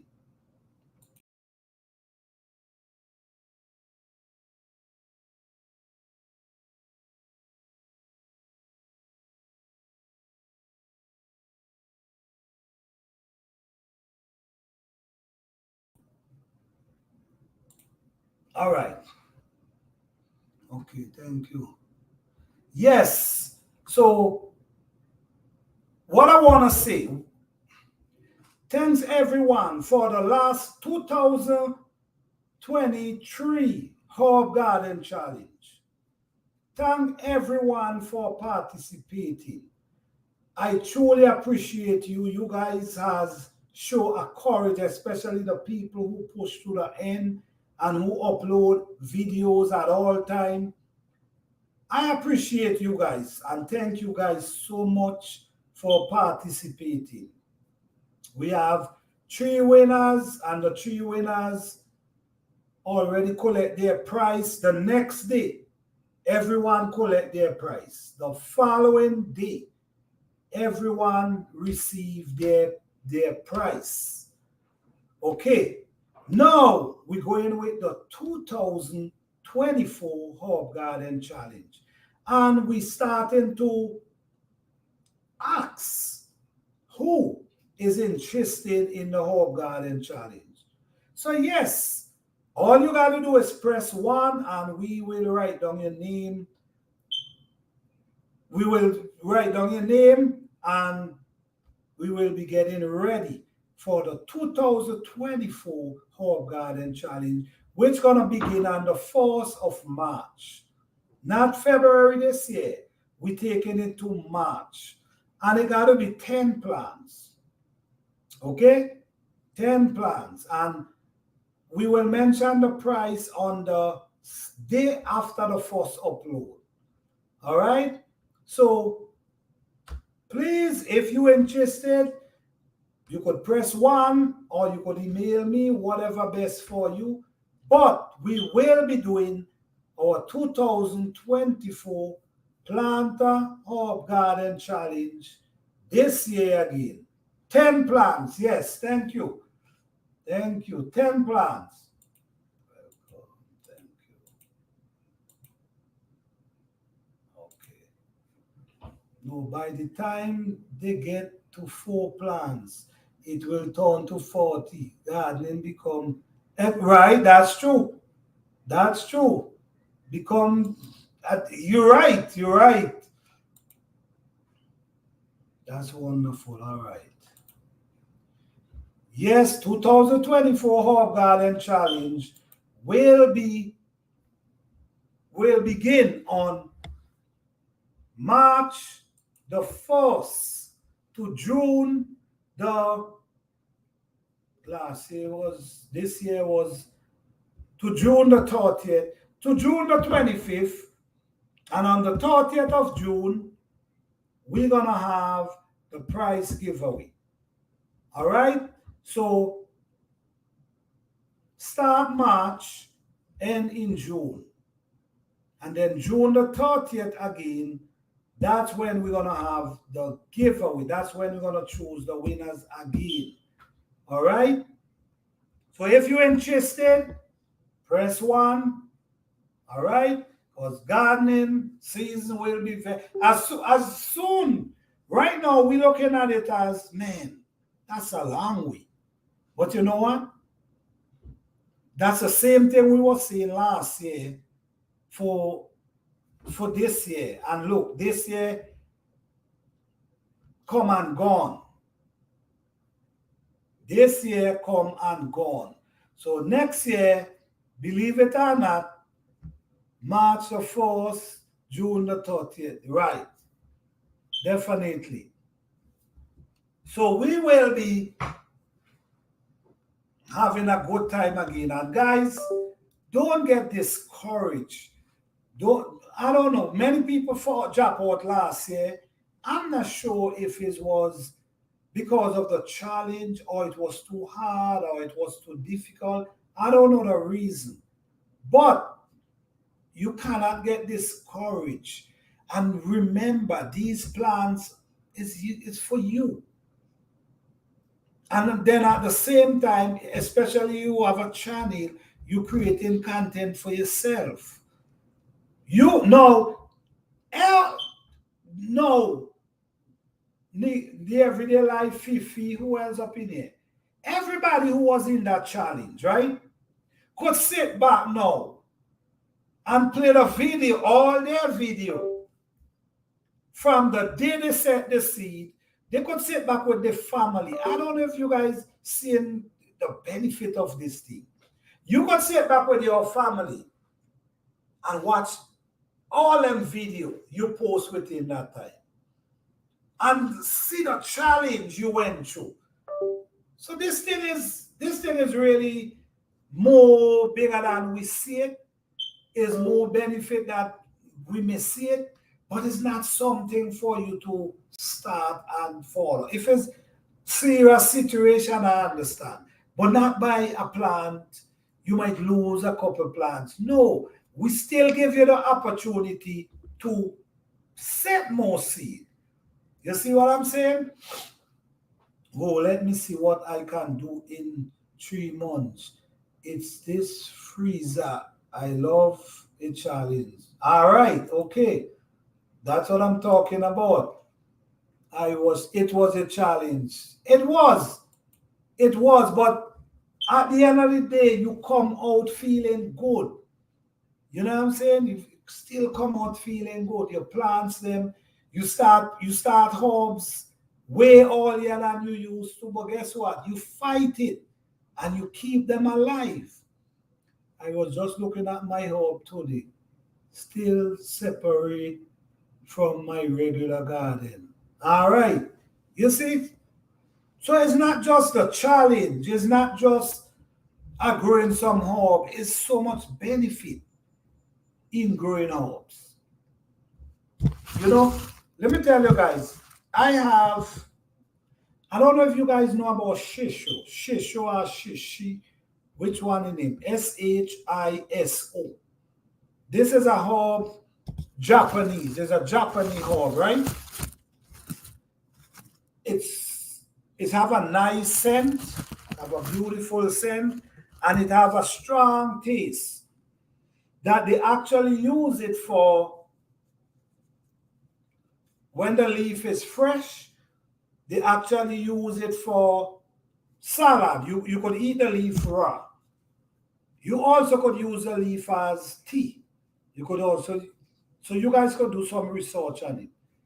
Listen me, I have so much of them thing I could feel that I could give it to man, a village. I could give in a village a few of them. The thing is growing them is you cannot allow them to go to that part where they push out seed. Once you allow them to do that, they will take over your whole garden, I'm telling you. Because they put one plant, push out hundreds of seeds, maybe thousands of seeds. So it's a plant you could look into, but you got to be in control of the plant. It's Shisho or Shoshi, Shiso. You guys should check that out. Very interesting plant. But do your research before using these plants, all right? Please do your research. I should make an update video on it. I hope to take it indoors. Okay, of course. You should. Should she spread out? Yo, wait a minute. Oh, my sister spread all over my patio. Not letting it go to. No. Don't do that to you. Well, all right. So, Urban, you see what I'm saying? Look, Urban explaining it right there. So, that's proof. I'm not just joking. These things will take over your whole yard if you allow them. And guess what? Their seed is so strong that they will go through the winter and still push up in the spring. The seed will go through the winter in the ground and germinate in the spring. It's a plant that you got to take control of it, but it's have a lot of benefit. Do some research on it, guys. I learned about shisho from you, planter. I'm growing it in ground in my garden, watching out for those. So those spread. Yes, you should. You should, because I'm sure you saw how they spread in my garden. But there's some beautiful plant though. Oh my goodness, they're beautiful. There's some beautiful standing up in your garden. Oh my goodness, they're beautiful. But don't allow them to go to seed if you know you're not interested in growing them that much. Don't let it go to seed. Oh man, those it spread like plant. Yeah, I saw a huge garden too recently. And all I can see is shisho field. Yep. And I'm growing them. You know, I wanted to pull them out from babies when they was little babies, but I just love to see the beauty of them. But I'm getting ready to do a harvest. It's so much of them. I will have to get rid of some. I will have to throw some in the compost pile. It's too much for me. It's too much. And the thing about it is I want to give them away, but not too much people know about shisho. The leaf, listen to me, you got the leaf, you taste the leaf, and the leaf is actually have such a strong flavor. You know, and you also could dry them and use them for tea. See, tiny like callaloo. Wind spread them all over. That's true. That's true, Oba. That's true because yes, they do. Because all over them to the bottom, I had us to pull out so many of them. They all through my ginger they growing up. I had us to pull them out because last year some of them spread and cover the ginger there. You know, and I couldn't even see them. So I don't want to go through this year. So I will be harvesting, but I will be getting rid of a lot of them. I believe I have over 200 plants. And that's no joke. Over 200 plants. Pull them all the way up. It will be great to compose, give back. Yes, definitely. Definitely. I wanted seed because I was given a starter. The flower smells so good. I didn't drop any seed this year. They were all right. You don't have to. One time you got to plant them. Once you got to plant them. And once they turn to seed, that's it. You ain't got to plant anymore. Because they will spread over your garden. But like you say, they smell so good. You know what I mean? The scent is amazing. Yeah. I heard about it from you, planter. That this lady give a plant with different name. When I look it up, it fell into my... Yeah, man. Yes, you're right, because I was always talking about it. Yes, I was talking about it. Hey, Hans in the door, how you doing? What's up? Thank you for being here. Yes, I was talking about it the whole of last year. But it's a really good plan though. And when you look up the benefit of it, you have some great benefit. You know what I mean? So this is why I recommend it to the people. But I always mention, please do some research that you could actually know about it before using it, because I don't want to just tell you use it. I don't even want to call out the benefit, because I'd rather you do your own research and see for yourself and see if it's a plant you will like. You know, but you have to be in control of this plant. Just like mint, you see like how mint will take over your garden if you allow it. You just got to be in control.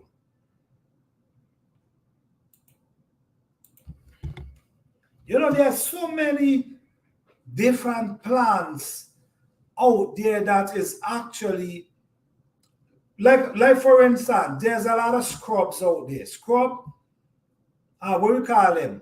We plant them like a barricade around our plant. And these things, some of them, so much benefit. I also remember introducing another plant, which is real, is REO, Rio, something like that. But that plant, it's a wonderful plant. Lots of benefit again. So having these plants in our garden is good. You know what I'm saying? And we could take you ain't got to go too crazy on them once in a blue moon. But like I said, you got to do your research and you got to speak to your doctor first. Okay? It's good for inflammation. Right. That's one the benefit. That's true life from scratch. Thank you for that. I read up about it. I bought the green and the purple seed. Okay. Well, I know you read up on it, so I know it got to have some benefit. That's why you end up purchase it. Right. That's good. Yes, rue. Yes, that's a plant. Rue and ruta. I think ruta is, one of them is a Spanish name and one is English. But this herb, it's an amazing herb. Lots of benefit as well. I'm growing it. And guess what? It comes back every year. It actually comes back every year. So these plant is plants, and it push flowers too. It push a beautiful flowers, and the flowers also attract pollinators. So that plant loaded with benefit, and these are the plants I'm trying to actually grow. Plants that can drop pollinators and also loaded with benefit that I can actually harvest, get the benefit from them. Ruta, yes, Ruta, yes. Ruta, Graveline, commonly known as Ruta. Okay, all right. Okay, thank you for that, Fifi. But this is an amazing herb that you should definitely look into. But I also want you to do your research on it. Don't want you to just take my word and just start using it. Please do your research and see if it's something that benefit you and if it's something you would like to grow. I'm not sure. I'm sure the seeds, they produce seed as well. So I'm not sure if they're selling the seed, which maybe they do. But it's a very interesting plant you should look into.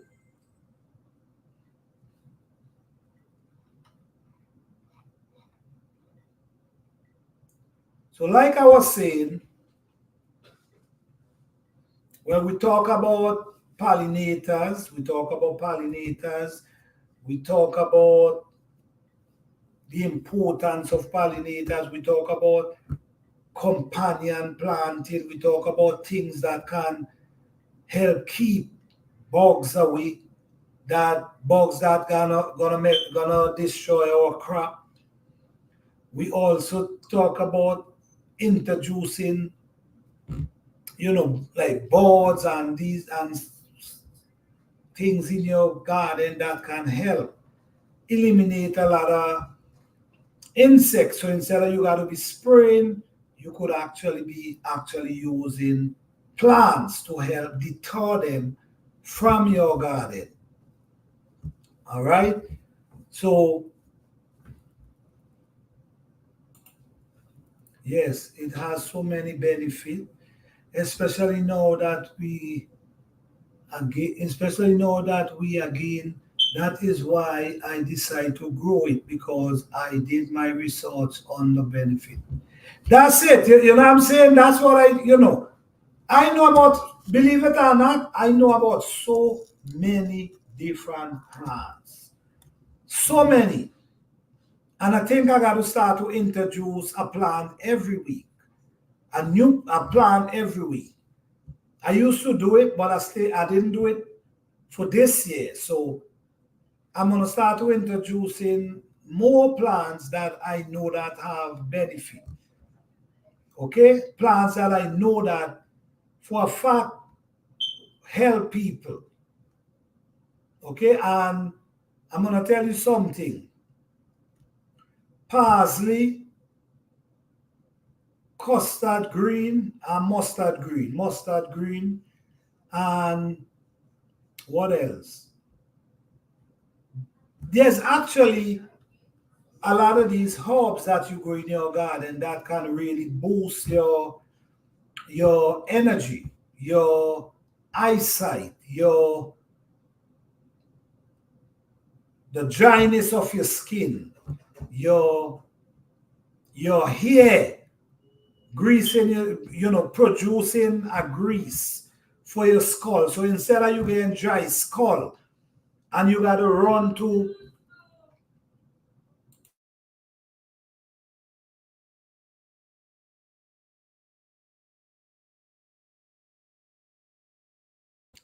yes, sorry for that, guys. Yes, so there's actually food you could eat that produce grease. Sometimes some people suffer from dry skull. There's actually herbs you can eat to produce that, reduce the dryness. So instead of you going out there and it's so much stuff I can mention to you guys, but I'm not a doctor, and I don't want it come back to me saying, oh, well, you tell me to do this and you tell me this work. So I rather not say. You know what I mean? Because people do that. And what works for me might not work for you. So, but I'm just saying, it's a lot of herbs out there that many things we run for, like to the, you have dry skull. You run and you get dry skull. You get stuff for dry skull. All these things loaded with chemical.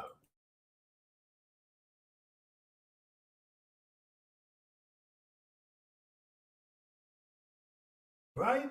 All these things, and you got to do your research now, guys, on hair product. Do your research on these things because what make these hair product and what they put into the hair product to keep it from what they call maybe spoiling or whatever.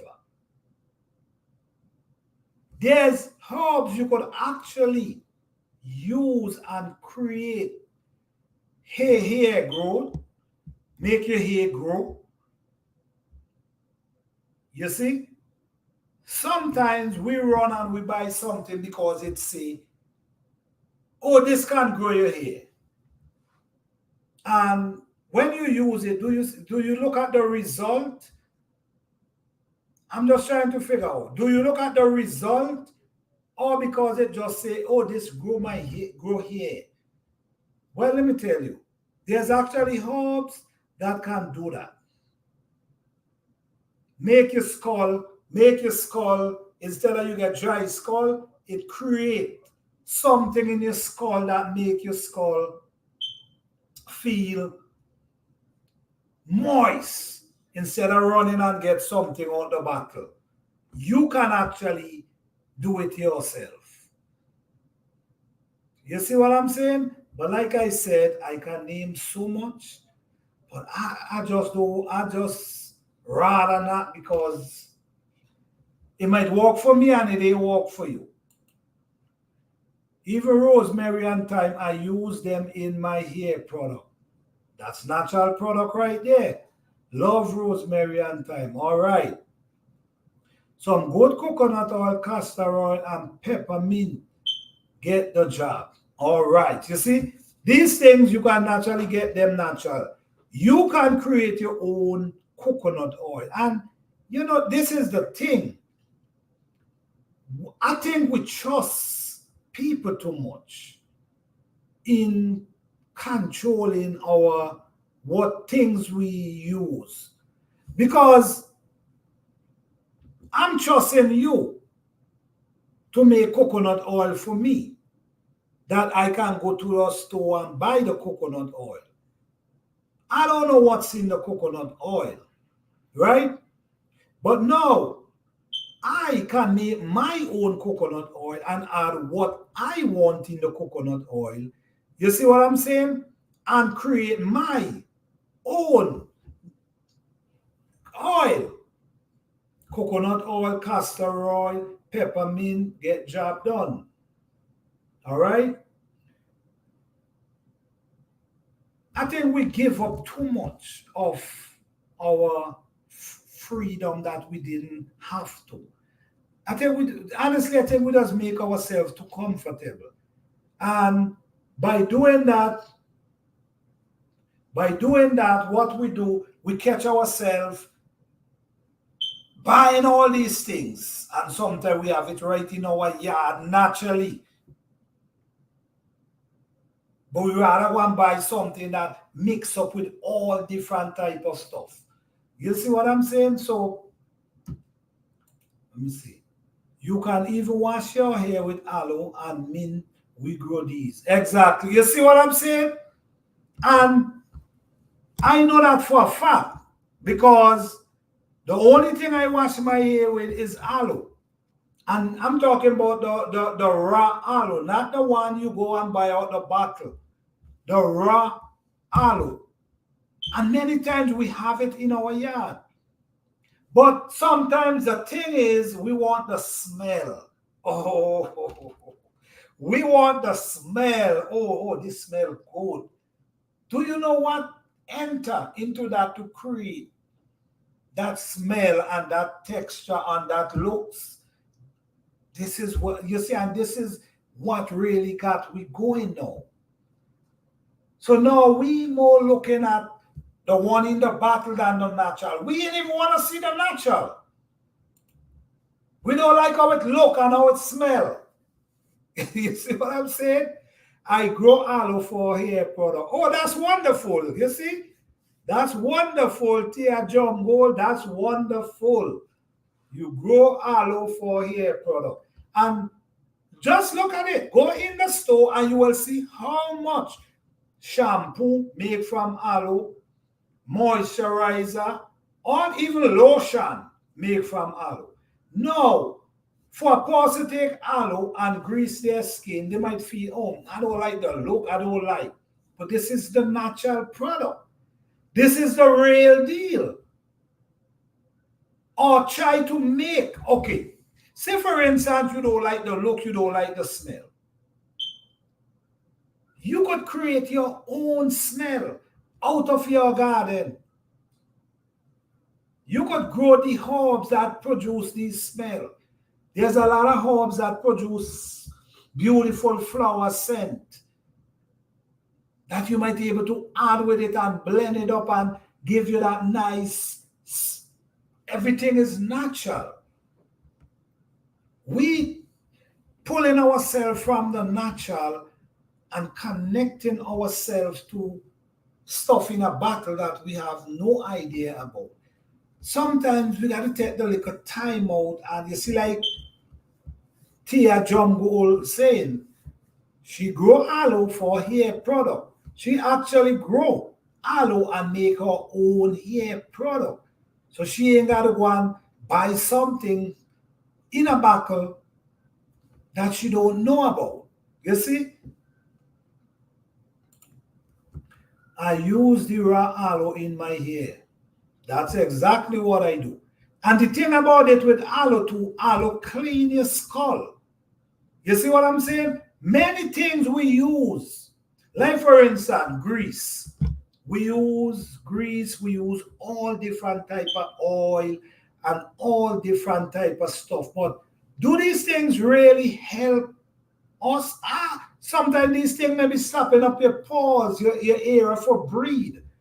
It might be stopping them up. The aloe now cleanse your skull. So if you're using certain product, at least the aloe could clean your skull, clean it up for you. So you could grow aloe, and you could also grow product that can give you different smell, the mixture. Lavender. Lavender is have a good nice scent too. And you can make oil from lavender. You know? Let me see. I have few aloe plant because I also drink aloe even though I still think it's gross. Well, guess what? Anything that's not it tastes good, guarantee you, it have health benefit. Like in times gone by when your grandmother giving you a spoonful, she giving you a spoonful, and she's standing up right there to make sure you swallow it down because it tastes so bad. But she makes sure she stand up there to make sure you swallow it. Nice rose petal. All right, okay. You see? Nice rose petal with the scent. Thank you for that, because that's something maybe I can blend in to the in the aloe. Blend it up together. Okay, all right, all right. Hey Texas Sal, how you doing? How you doing? Thank you for being here. I had to rewind to make sure that I wasn't my smoke. What happened? I had was to rewind to make sure that wasn't my smoke detector. You hear the song?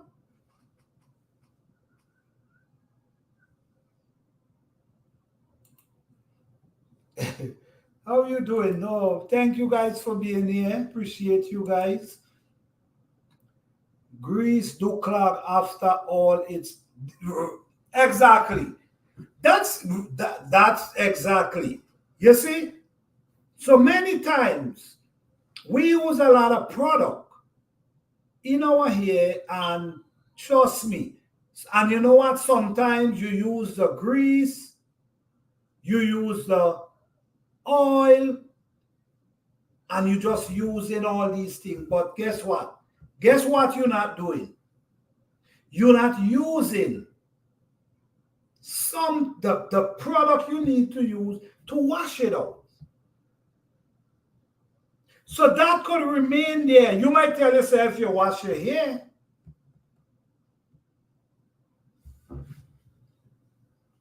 Oh, you hearing it from me? Okay, let me plug on mine. So hold on a second.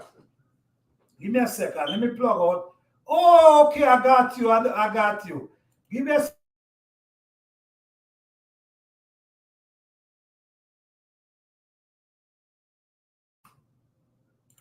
Oh, thank you for that.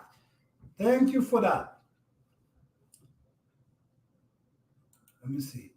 That chip indicate low battery on your smoke detector. My ceiling. I don't want to call, man. Okay, well, right. I plug it out so you ain't gonna hear it no more. You ain't gonna hear it no more. Thank you for that. Yes. So, right. So you're using grease, you're using oil, right? But these things you're using, then what you're washing it with is not really washing out all the grease and all the oil that you've been putting in your hair for that period of time before you actually wash your hair. So now, I will. Thank you, I will. Thank you. Right? So, what happen now, it keep clogging up. It keep clogging up. It keep clogging up. And then you understand that could be harmful to our head. You understand? So I can't tell you guys what to do, but I just feel like you got to start trying to make your own little product, especially most people up in here actually growing or who now start to grow. Do your research and do grow stuff that you can actually make your own oil. There's a lot of people who showing you videos how to make these oil. You see what I'm saying? Because you don't actually know what's in them. But if you do it, you can actually know what you put inside it. So you have lavender, you have many different type of lavender that make good smelling oil. You have like John Gold was saying, you have rose. Yeah, some rose have some beautiful scent that you can actually use as well. All these things is natural. So if you're looking for scent, these things could help give you a scent, and they also produce oil. Figure out how to get the oil from them so you can, even your skin, you want to grease your skin, there's natural herbs to do that for you. But we get kind of comfortable with just walking in and buy a lotion. I mean, I understand some people is just busy and they don't have the time. I understand. But for the people who have the time, you should absolutely try and make your own little herb oil for your hair, for your skin, you understand?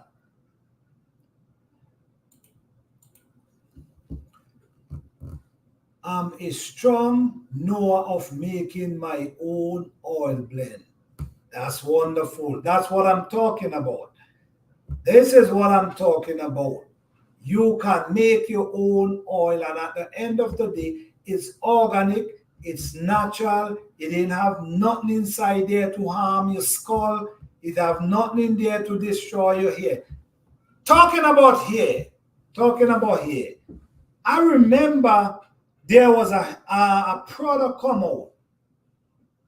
I think it come out before Jerry Call. Yes. I don't want to call it a name, but I think it come out before Jerry Call. This was a product. It was in a brown backer and it have a dark cover, a dark brown cover. This was a product I see come out and I see it destroy many people here. I see it destroy people with nice hair, big, nice, long hair. But what happened was, you know the kind of hair we have that, so people couldn't, they say too hard to comb and they use that product. And you know what? Many people I saw with big, nice patch of hair use that product and they get old, grow old, and the hair never turn back to that beautiful hair that they have. Even though they had us to stop using that product, even though they had us to stop, the hair never get back to how it used to be.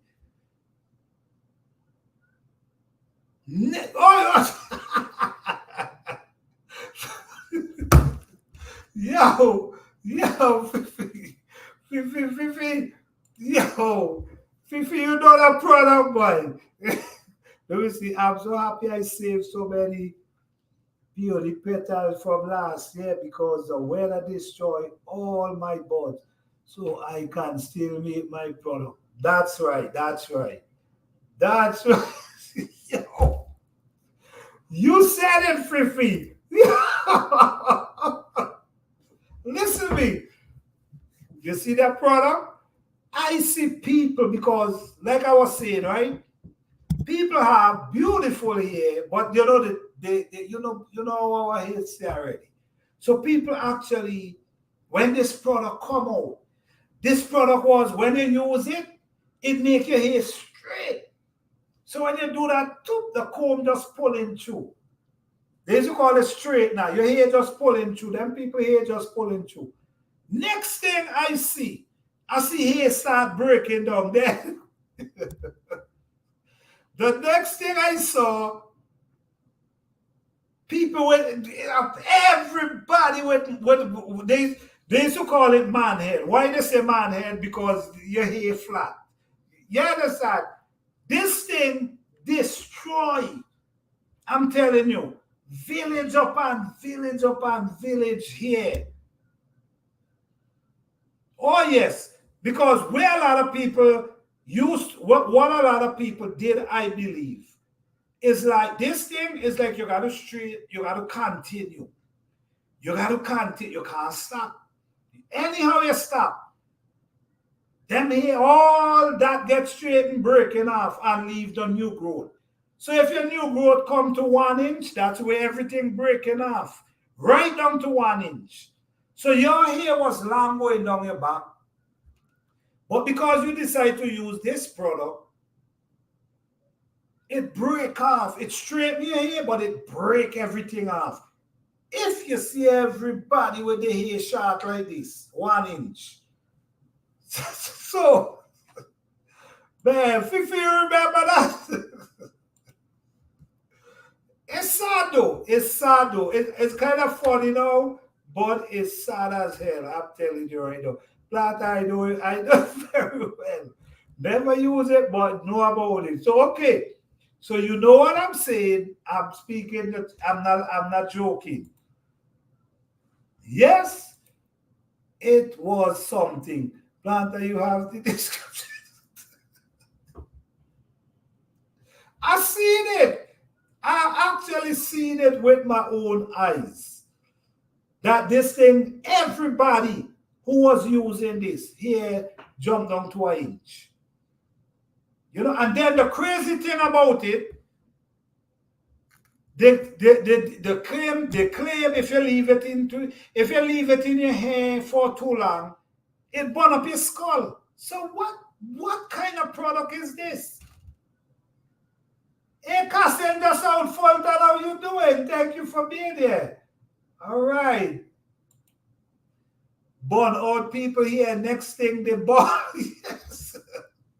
Yes. Yes. And this ain't no joke. And guess what? People never get back and people were never able to get back. They hear that they had. People had nice growing hair. And that product, after I break it out, the hair never get back to that place. So yes, this product ain't easy, and we got to listen to me. Now we learning that having more understanding about these products. And some of them is very dangerous. Some of them is not for our best interest. Some of them harm us in many ways. So you got to get to natural. Make your own liquor product. You can. Big sofa bun because they want all the hair short and straight like an arrow. Yes, it's true. This is truth. This is facts we're talking here right now. That product destroy a lot of hair. Yes, I see the result. I see people use it and it make their hair very straight.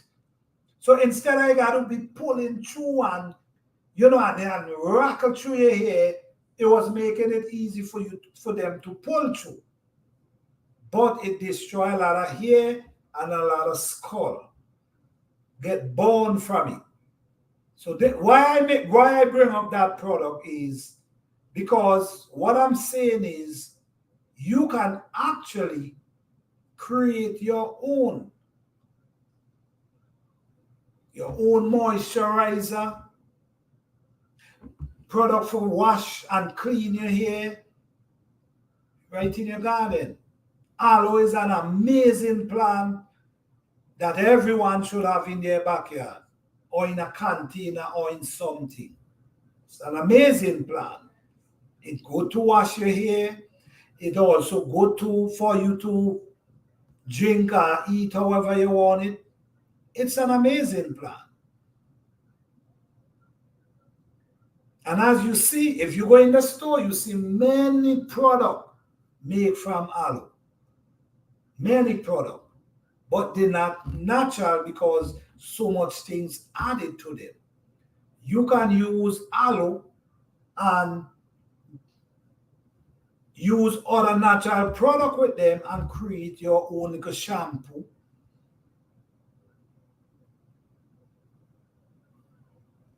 And it wash your hair really good. You could even use it and bathe your skin. Oh yes. My cousin lost all hair.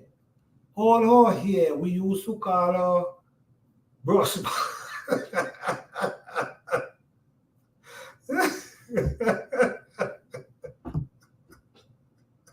Well, let me ask you something, Fifi.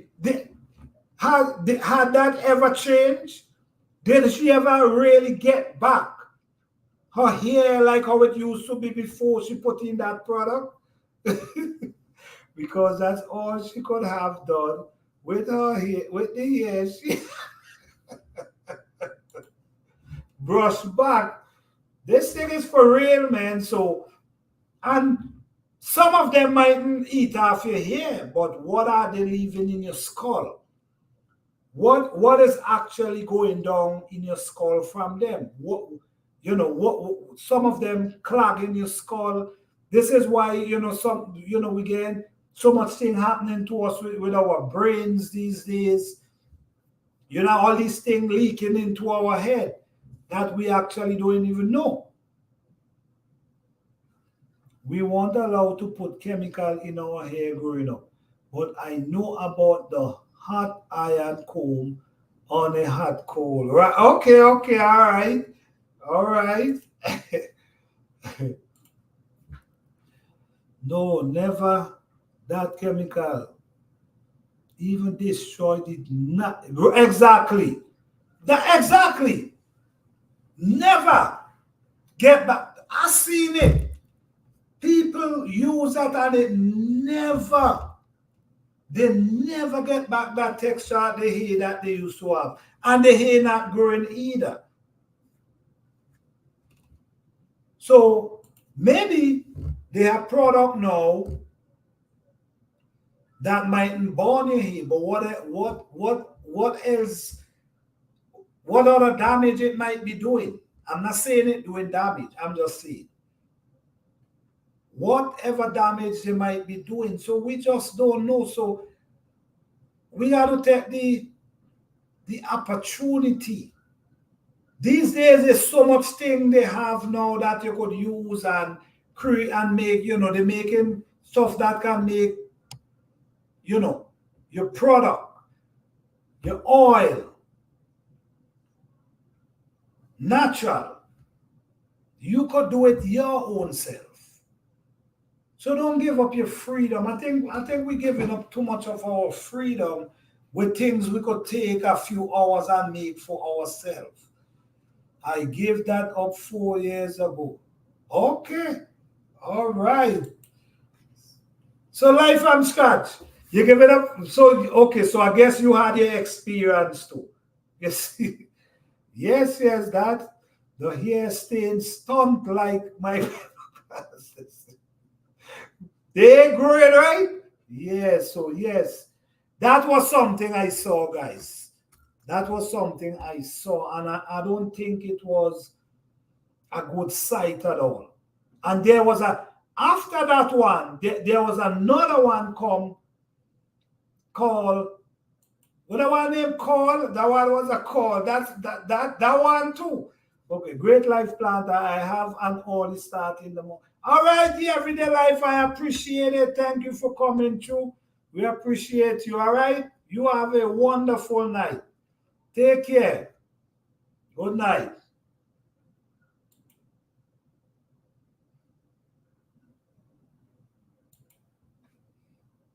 Have a good. All right.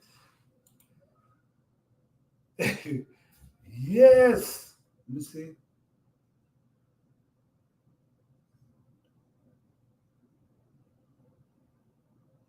Yes, yes, yes. So yes, guys, we got to take the opportunity. Let me see.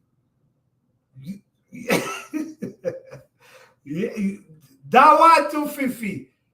That one, yeah, that one. That one did another rule and people as well. Oh yes. That's another one right there. That's another one. They did their thing. So that's another one destroy a lot of hair. Lots of hair that destroyed too. Good hair. But it just didn't, hard to comb. So that was easy.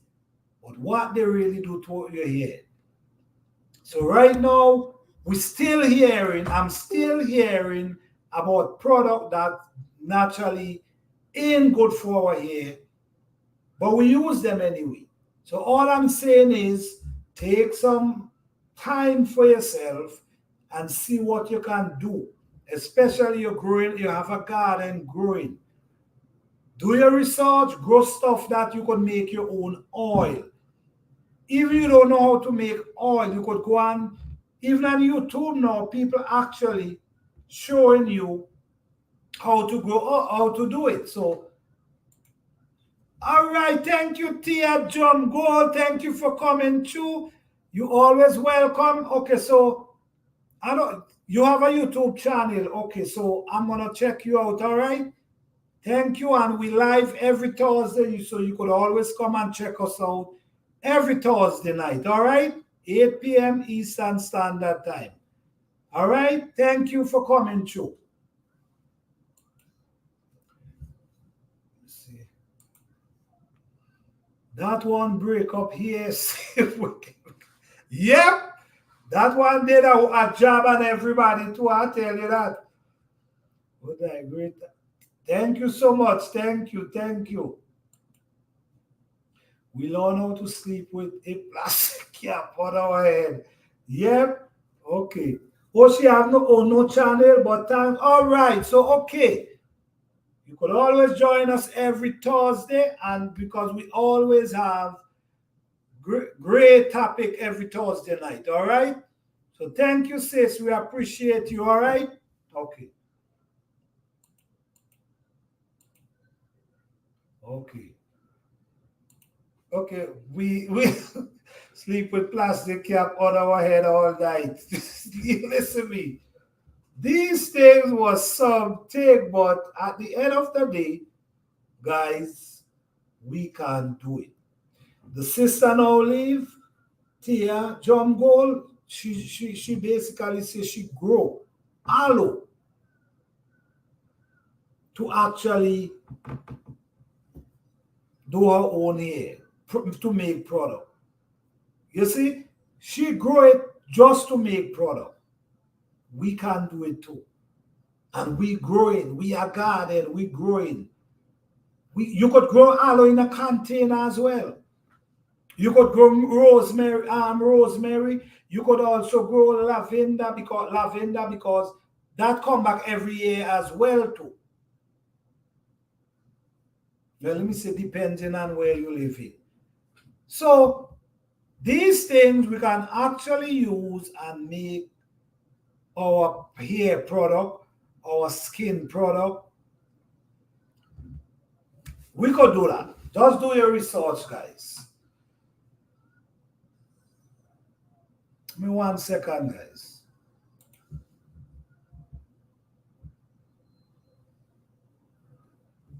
Just do your research, and every Thursday, I'm gonna start bringing new herbs that we could actually introduce, that I can actually introduce like I used to. I used to come up with different herbs and introduce it, and then let the people go and do their own research and see if it's something they would like to grow.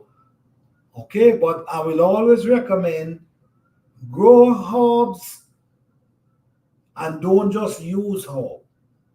You gotta know these herbs. You cannot overdose. Sorry, you cannot overdose yourself with these herbs. You gotta know dosage. You check what I'm saying?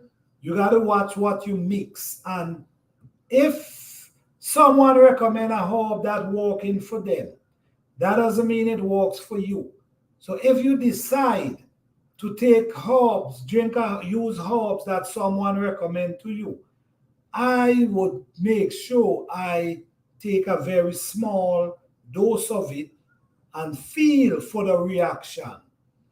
If it making you feel uncomfortable, then you should just leave it alone. Because any herb you take is supposed to make you feel better, not worse. Okay? Any herb, I believe any herb a person use supposed to make them feel better and not worse. So I could recommend a herb for you, but do your own research and see, or speak to your doctor, or if you decide to use it, use it with caution. Okay? So you could feel and pay attention to the effect. Pay attention to the feelings you get after using it. Pay attention to results, because this is important. You know, I can tell you, oh, this worked really nice for me, but my body is different than yours. And then sometimes people have ongoing condition, and at the time, the herb is not the right time. to use. You see what I'm saying? So these are things we have to be careful of. Herb is good, but we got to know how we use in herbs. It's a good thing. We got to know how to use them. We also got to know how we mix in them. You see, sometimes we drink in tea and we add different herbs in the tea. Maybe it might be cool for some people, maybe it might be cool for some. But if you decide to try, you always look out for the result, the effect, how you feel. Is it making you feel better? Is it making you feel worse? Very important. Sage is also good for hair growth. They may not smell pleasant, but they have lots of benefit, both internal and external. This is why I add my scent flavor pedal. Right. So you see, you could create your own smell. And this is the thing. So, you see, you might be using a product that you have from your garden, but the smell is what you don't like. But now there's other things you could add natural to that present a different scent that you might like. You know, petal, you have roses, you have so many trees push out flowers. Then you have some trees that push out flowers, smell like perfume or cologne. But they're natural, they're coming from a plant. Do your research on the plant. Once you see it pushing out flowers, do your research, see what kind of plant it is. And see if the flowers is good for you to put in tea, to put in oil, whatever. But there's a lot of flowers that push flavor, that push scent, that can give you a scent that you might prefer than using the raw product. Like Fifi says, sage. Sage have a scent. You might not want to walk along the road smell like sage. But there's things you could add to that to change that scent. And it's got to be natural product that can also benefit you. Not stuff that defeat the purpose of the sage or the benefit of the sage or the plants. Hi, Alton Cathy, how you doing? Thank you for being here. What's going on? Thank you for coming through. We appreciate you. All right. Hey, Mikey at the garden, what's up? How you doing? Thank you for coming through. Yes, so I just feel like we can do more for ourselves, especially if we can. You know, not everybody have the space. All right, that's good, that's good. All right, thank you for coming through, all right? Yes, not everybody have the space to do what they want, but all right, Mike, thank you for coming through, man. Yes, not everybody might have the space to do what they want and do what they like, but at the same time, you might be able to do it on the scale like someone else. Someone else might be able to have the room, the space to do whatever they want, make a big bash of oil, whatever. But at the same time, someone might have a smaller space, but at the same time, you still could make something. Make natural thing for your hair, make natural thing for your skin. The information is out there now. All you got to do, grow them or however, but we got to put more time into ourselves. Hey, Food Forest. Paul Macchio, how are you doing? Thank you for being here. So here, when Mike say, hold on.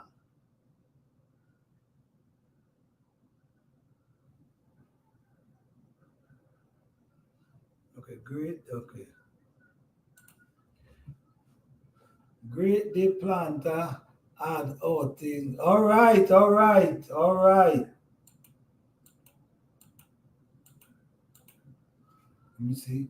Hope you made it out safe. Okay, we might say, Michael say, let me see. Oh, crazy storm passed through here. Oh, wow. Sorry to hear. Right, I hope everything work out for you, Mike. Man, these storm and them ain't joking these days, man. Yes. So, okay, there's a lot of people, a lot of gardeners up in here tonight. Okay, that's wonderful. All right. So, okay, guys. So let me ask, guys. With the weather we're dealing with today, is the weather affecting anyone growing season? How your growing season going? Is the weather affecting your growing season, or it's pretty good for you at this time? Let me see. Harvesting fig and squash right now. Okay, that's wonderful, man. That's wonderful. You put it, you see, this is the thing, man. You put in the hard work, now it's harvest time. Wonderful, wonderful. Good to hear that. You put in the hard work, now it's harvest time. I like that. Looks okay from my camera. I'll check in the morning.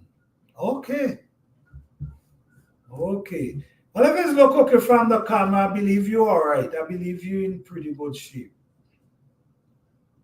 Yes. Yeah, so what have the weather, okay. This garden season, I'm sure we all has facing a challenge this year. I'm sure of that. That everybody had facing a different challenge in certain ways this year. Has this weather been affect you guys in any way, or you guys pretty good with it so far? Been picking several Spartan apple tree and transparent apple tree as well. All right, that's wonderful, man. You doing your thing. That's wonderful. That's wonderful. That's what it's about, man. Planting, taking care of your plant, harvesting. What is better than that? And harvest time is the joy, man. Harvest time is the joy. What is better than walking through and just picking fresh vegetables from the plants? I have over 50 pounds of berry in the freezer. Oh, wow. Man, you're doing your thing. That's wonderful. That's wonderful. Over 50 pounds of berry. Wow. That is nice. That is nice. Pears are next with the grapes. Okay, so you have a lot going on, man. You got a lot going on. That's wonderful. Man, you prepping. That's good. You prepping. You have enough food for last you through the winter. That's wonderful, man. That's wonderful. Okay, that's wonderful. The weather was challenging and I lost some bloom, but I will eat and have enough to store up. Gardening is going great. It's the year for berries and gar, as fruit and vegetables are doing great so far. That's wonderful. That's wonderful. Food, you guys, that's wonderful. That's wonderful. I like that. I love the fact of see people gardening, growing, and harvesting. I know the joy. I know the joy of harvesting, planting, growing, and harvest. I know the joy. In late November, I will pick kiwi and lemon. Okay. Some winter apple as well. Picking hazelnut tomorrow. Oh wow. That's wonderful, man. You doing your thing. You doing your thing. Yes, okay, I got you. As far as after, okay. Well, that's wonderful. That's wonderful. Good to know that even though the weather is challenging, you guys still able to do so much. I was getting some serious hot sun. I really was getting some. I don't think I get rain for like 2 weeks. Yeah, I think it's about 2 weeks. Yeah, around there. I ain't getting no rain. But my plants, I'm still doing pretty good. And I finally get a shower today. So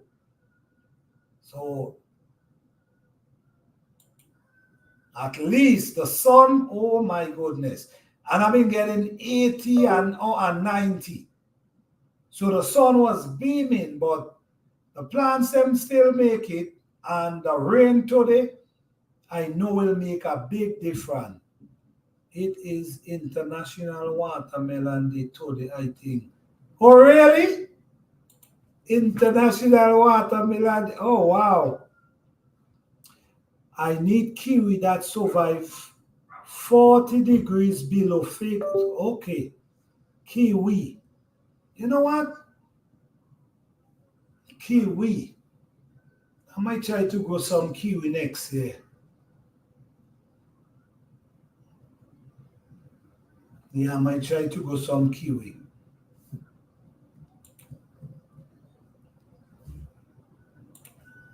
You see?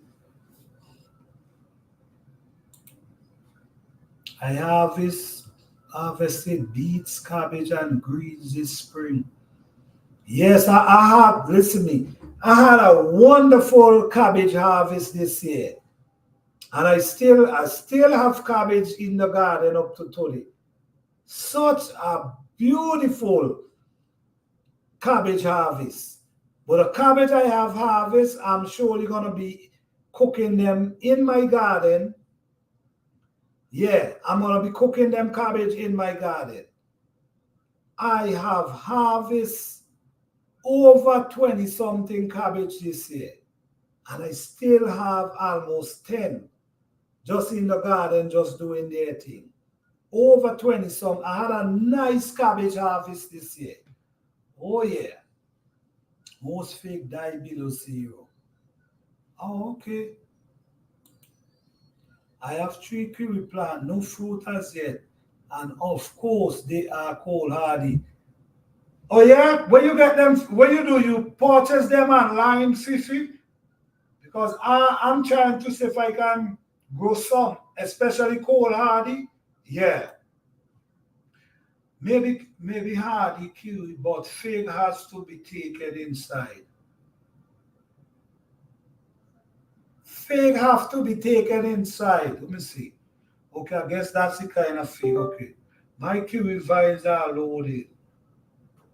Mm.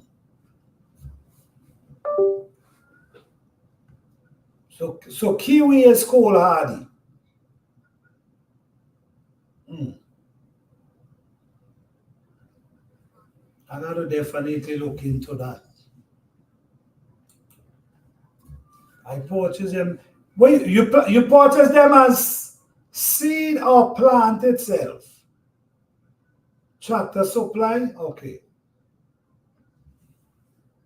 Okay. Male and female kiwi is needed close so pollination may happen. Okay, all right. Thanks for that information. Thank you for that information because at least I know I cannot buy just one. Thank you for that. As plants, okay, wonderful, wonderful. Hardy kiwi is cold. Hardy kiwi is cold hardy. Okay, thank you. Hey James, what's up, man? How you doing? Thank you for being here, man. What's going on? Okay, so that's good. So That I'm gonna add on my new for my list for next season.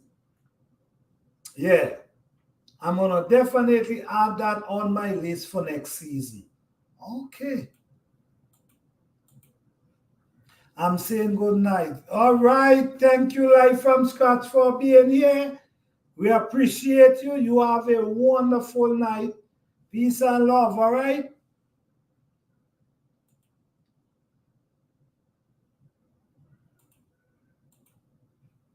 Not too long, keep. All right. All right. Good to have you, man. Good to have you.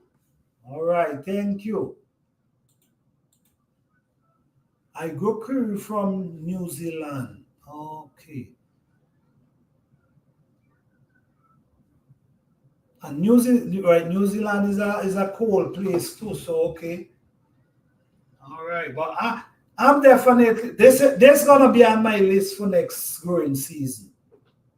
So wait, okay, but I need cutlet. I need plant. I don't need baby plants that go from seed. I ready for them. You know, like I ready for get the older plant that ready to produce. Next year, if I can get it, that'd be wonderful.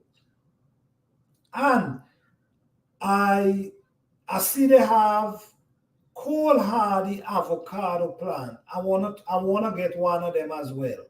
Cold hardy, that will be awesome for me. A cold hardy avocado. I have avocado growing, but I'm not sure whether they cold hardy or not. But I'm definitely gonna get that cold hardy avocado tree. Yeah, I'm definitely gonna do that. All right, no problem, brother. No problem. Yes, I got to add so the cold hardy avocado and the kiwi. That's two product I wanna plant this next spring. Yep. Or maybe you could plant them fall if they're cold hardy. You surely could plant them in the fall. I'm in zone in and marine temperate climate, all with are on making soil and growing food. Soil is made its layer as in nature does the work with microbes. Yeah, that's what I do too. I just allow nature to do its work. When nature do its work, you don't have too much problem. When you allow other things to do the work, that's when the problems start coming in. So yes, you guys just keep doing the good work, keep growing however you can. With Texas Lala, how your garden going?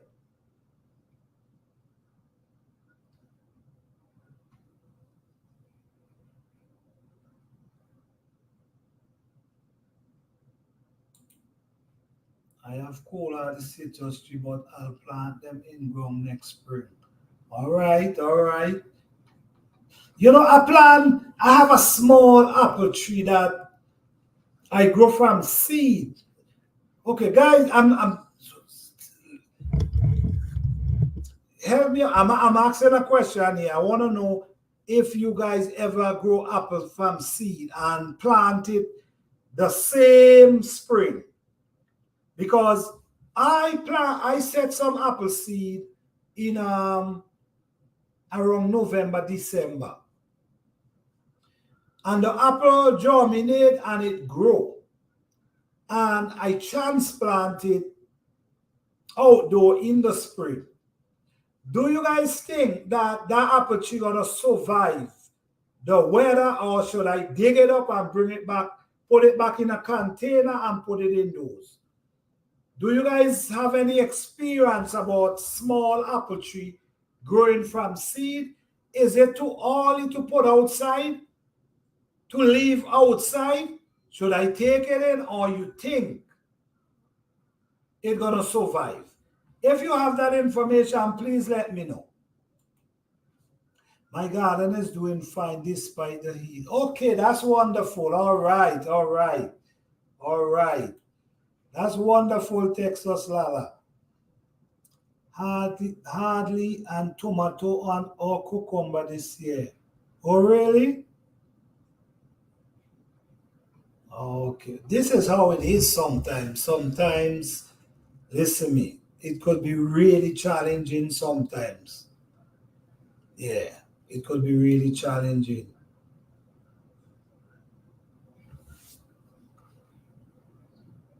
But don't give up, sis. Keep growing. Mhm.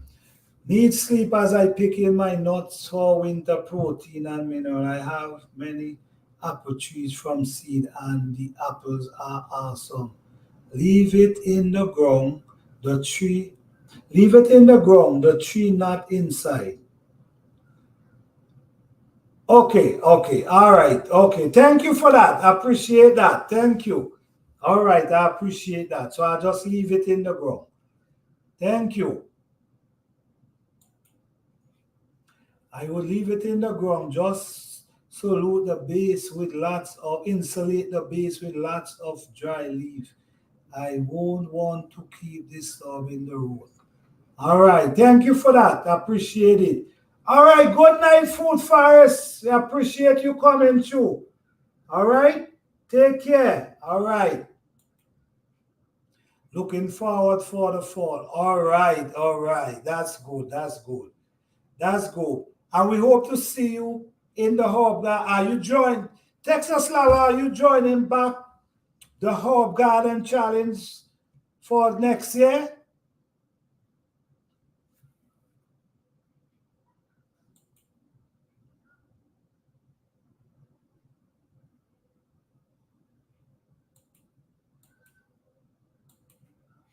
Leave me best soil with biochar. All right, all right. Thank you, Wodash.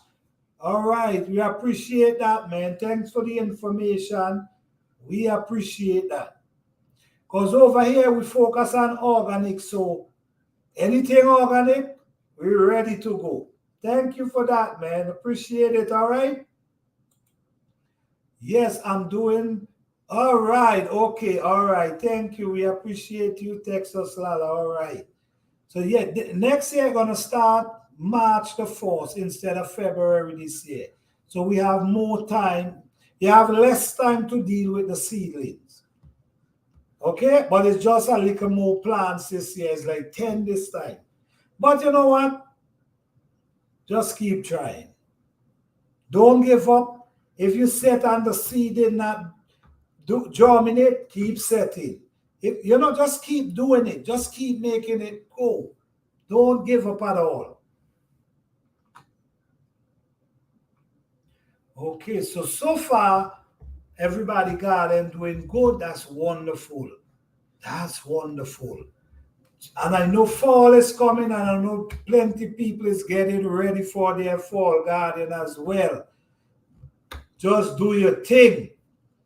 The only thing I don't do fall garden because my garden produce right through the fall, and then in the winter, that's when I'm basically walking on my soil. So, but you guys who have your brassica, your whatever, you go in and plant, now is the time to start putting them seed in the ground that you can have your own seed germinate and ready. If you, I mean, if you able to set your own seed in the winter for the spring, then I mean in the fall, it should be easy for you to set your seed in the summer, ending of summer, early fall, for the fall. That should be easy because no, you ain't got to worry about the indoors situation and the lights. You have the sunlight outdoor. So get them seeds in the ground that you can get ready for the fall. The fall is almost here. Get them seed in the ground so you could actually get plants and make sure it's plants that cold hardy. You cannot try to grow peppers and okra and them thing right now. Even though I know plant some okra because I see them just germinate, and I just plant them just to see if I could plant okra in August and able to get a harvest before the fraud, just to see. But they just bust up, so I just say, let me just plant these things and just see what's gonna happen. But best thing to grow now is brassica, garlic, onions. These are the kind of stuff you want to go. Lettuce. Lettuce love cold weather too. Lettuce ain't love too much heat. Lettuce love cold weather. Try to grow these things that you can eat during the winter. All right. So yes, guys, as always, tonight was a lovely live. Thank you live from scratch coming up and share the information. Thank each and everyone in the chat tonight who share the information. Thank you. Let me see.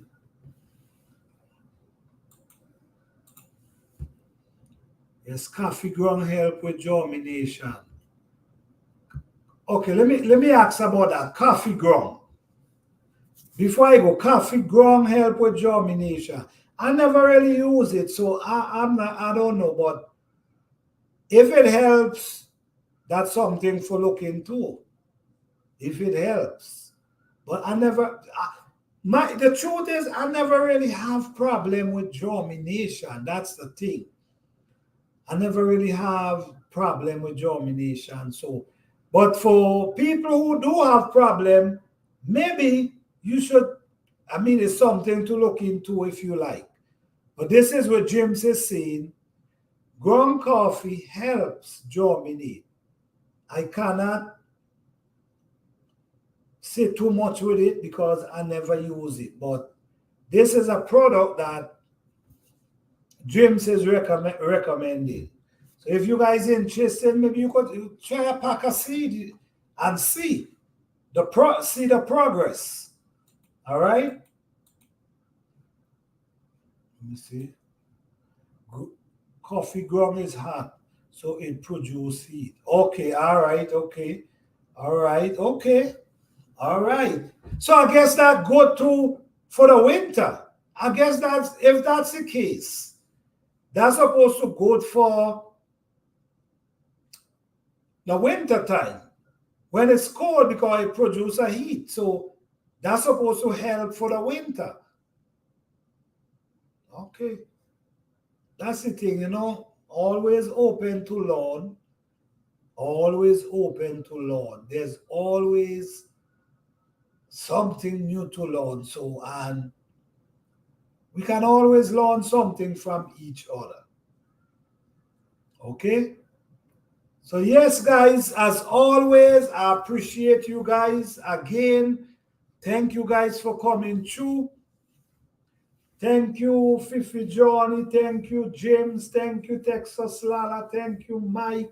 Thank you, Food Forest. Thank you, Life from Scratch, Urban Garden, Nikki, The Everyday Life. Thanks each and every one of you guys for coming through. And yes,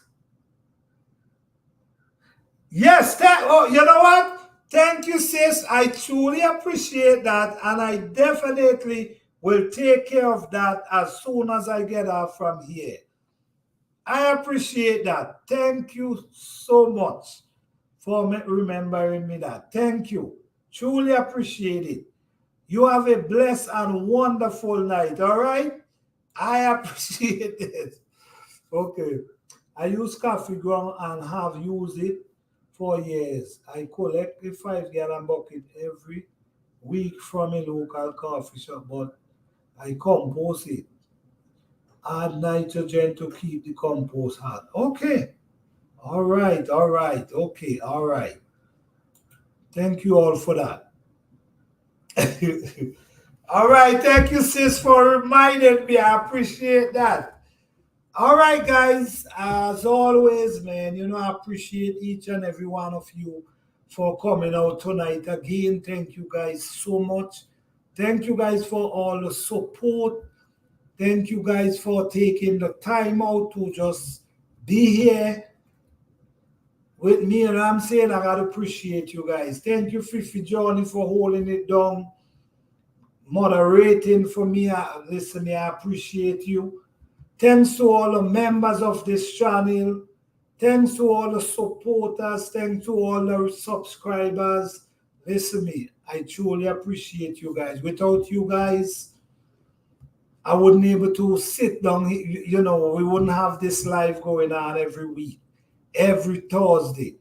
So yes, I appreciate each and every one of you. And don't forget, every Thursday night, 8 p.m.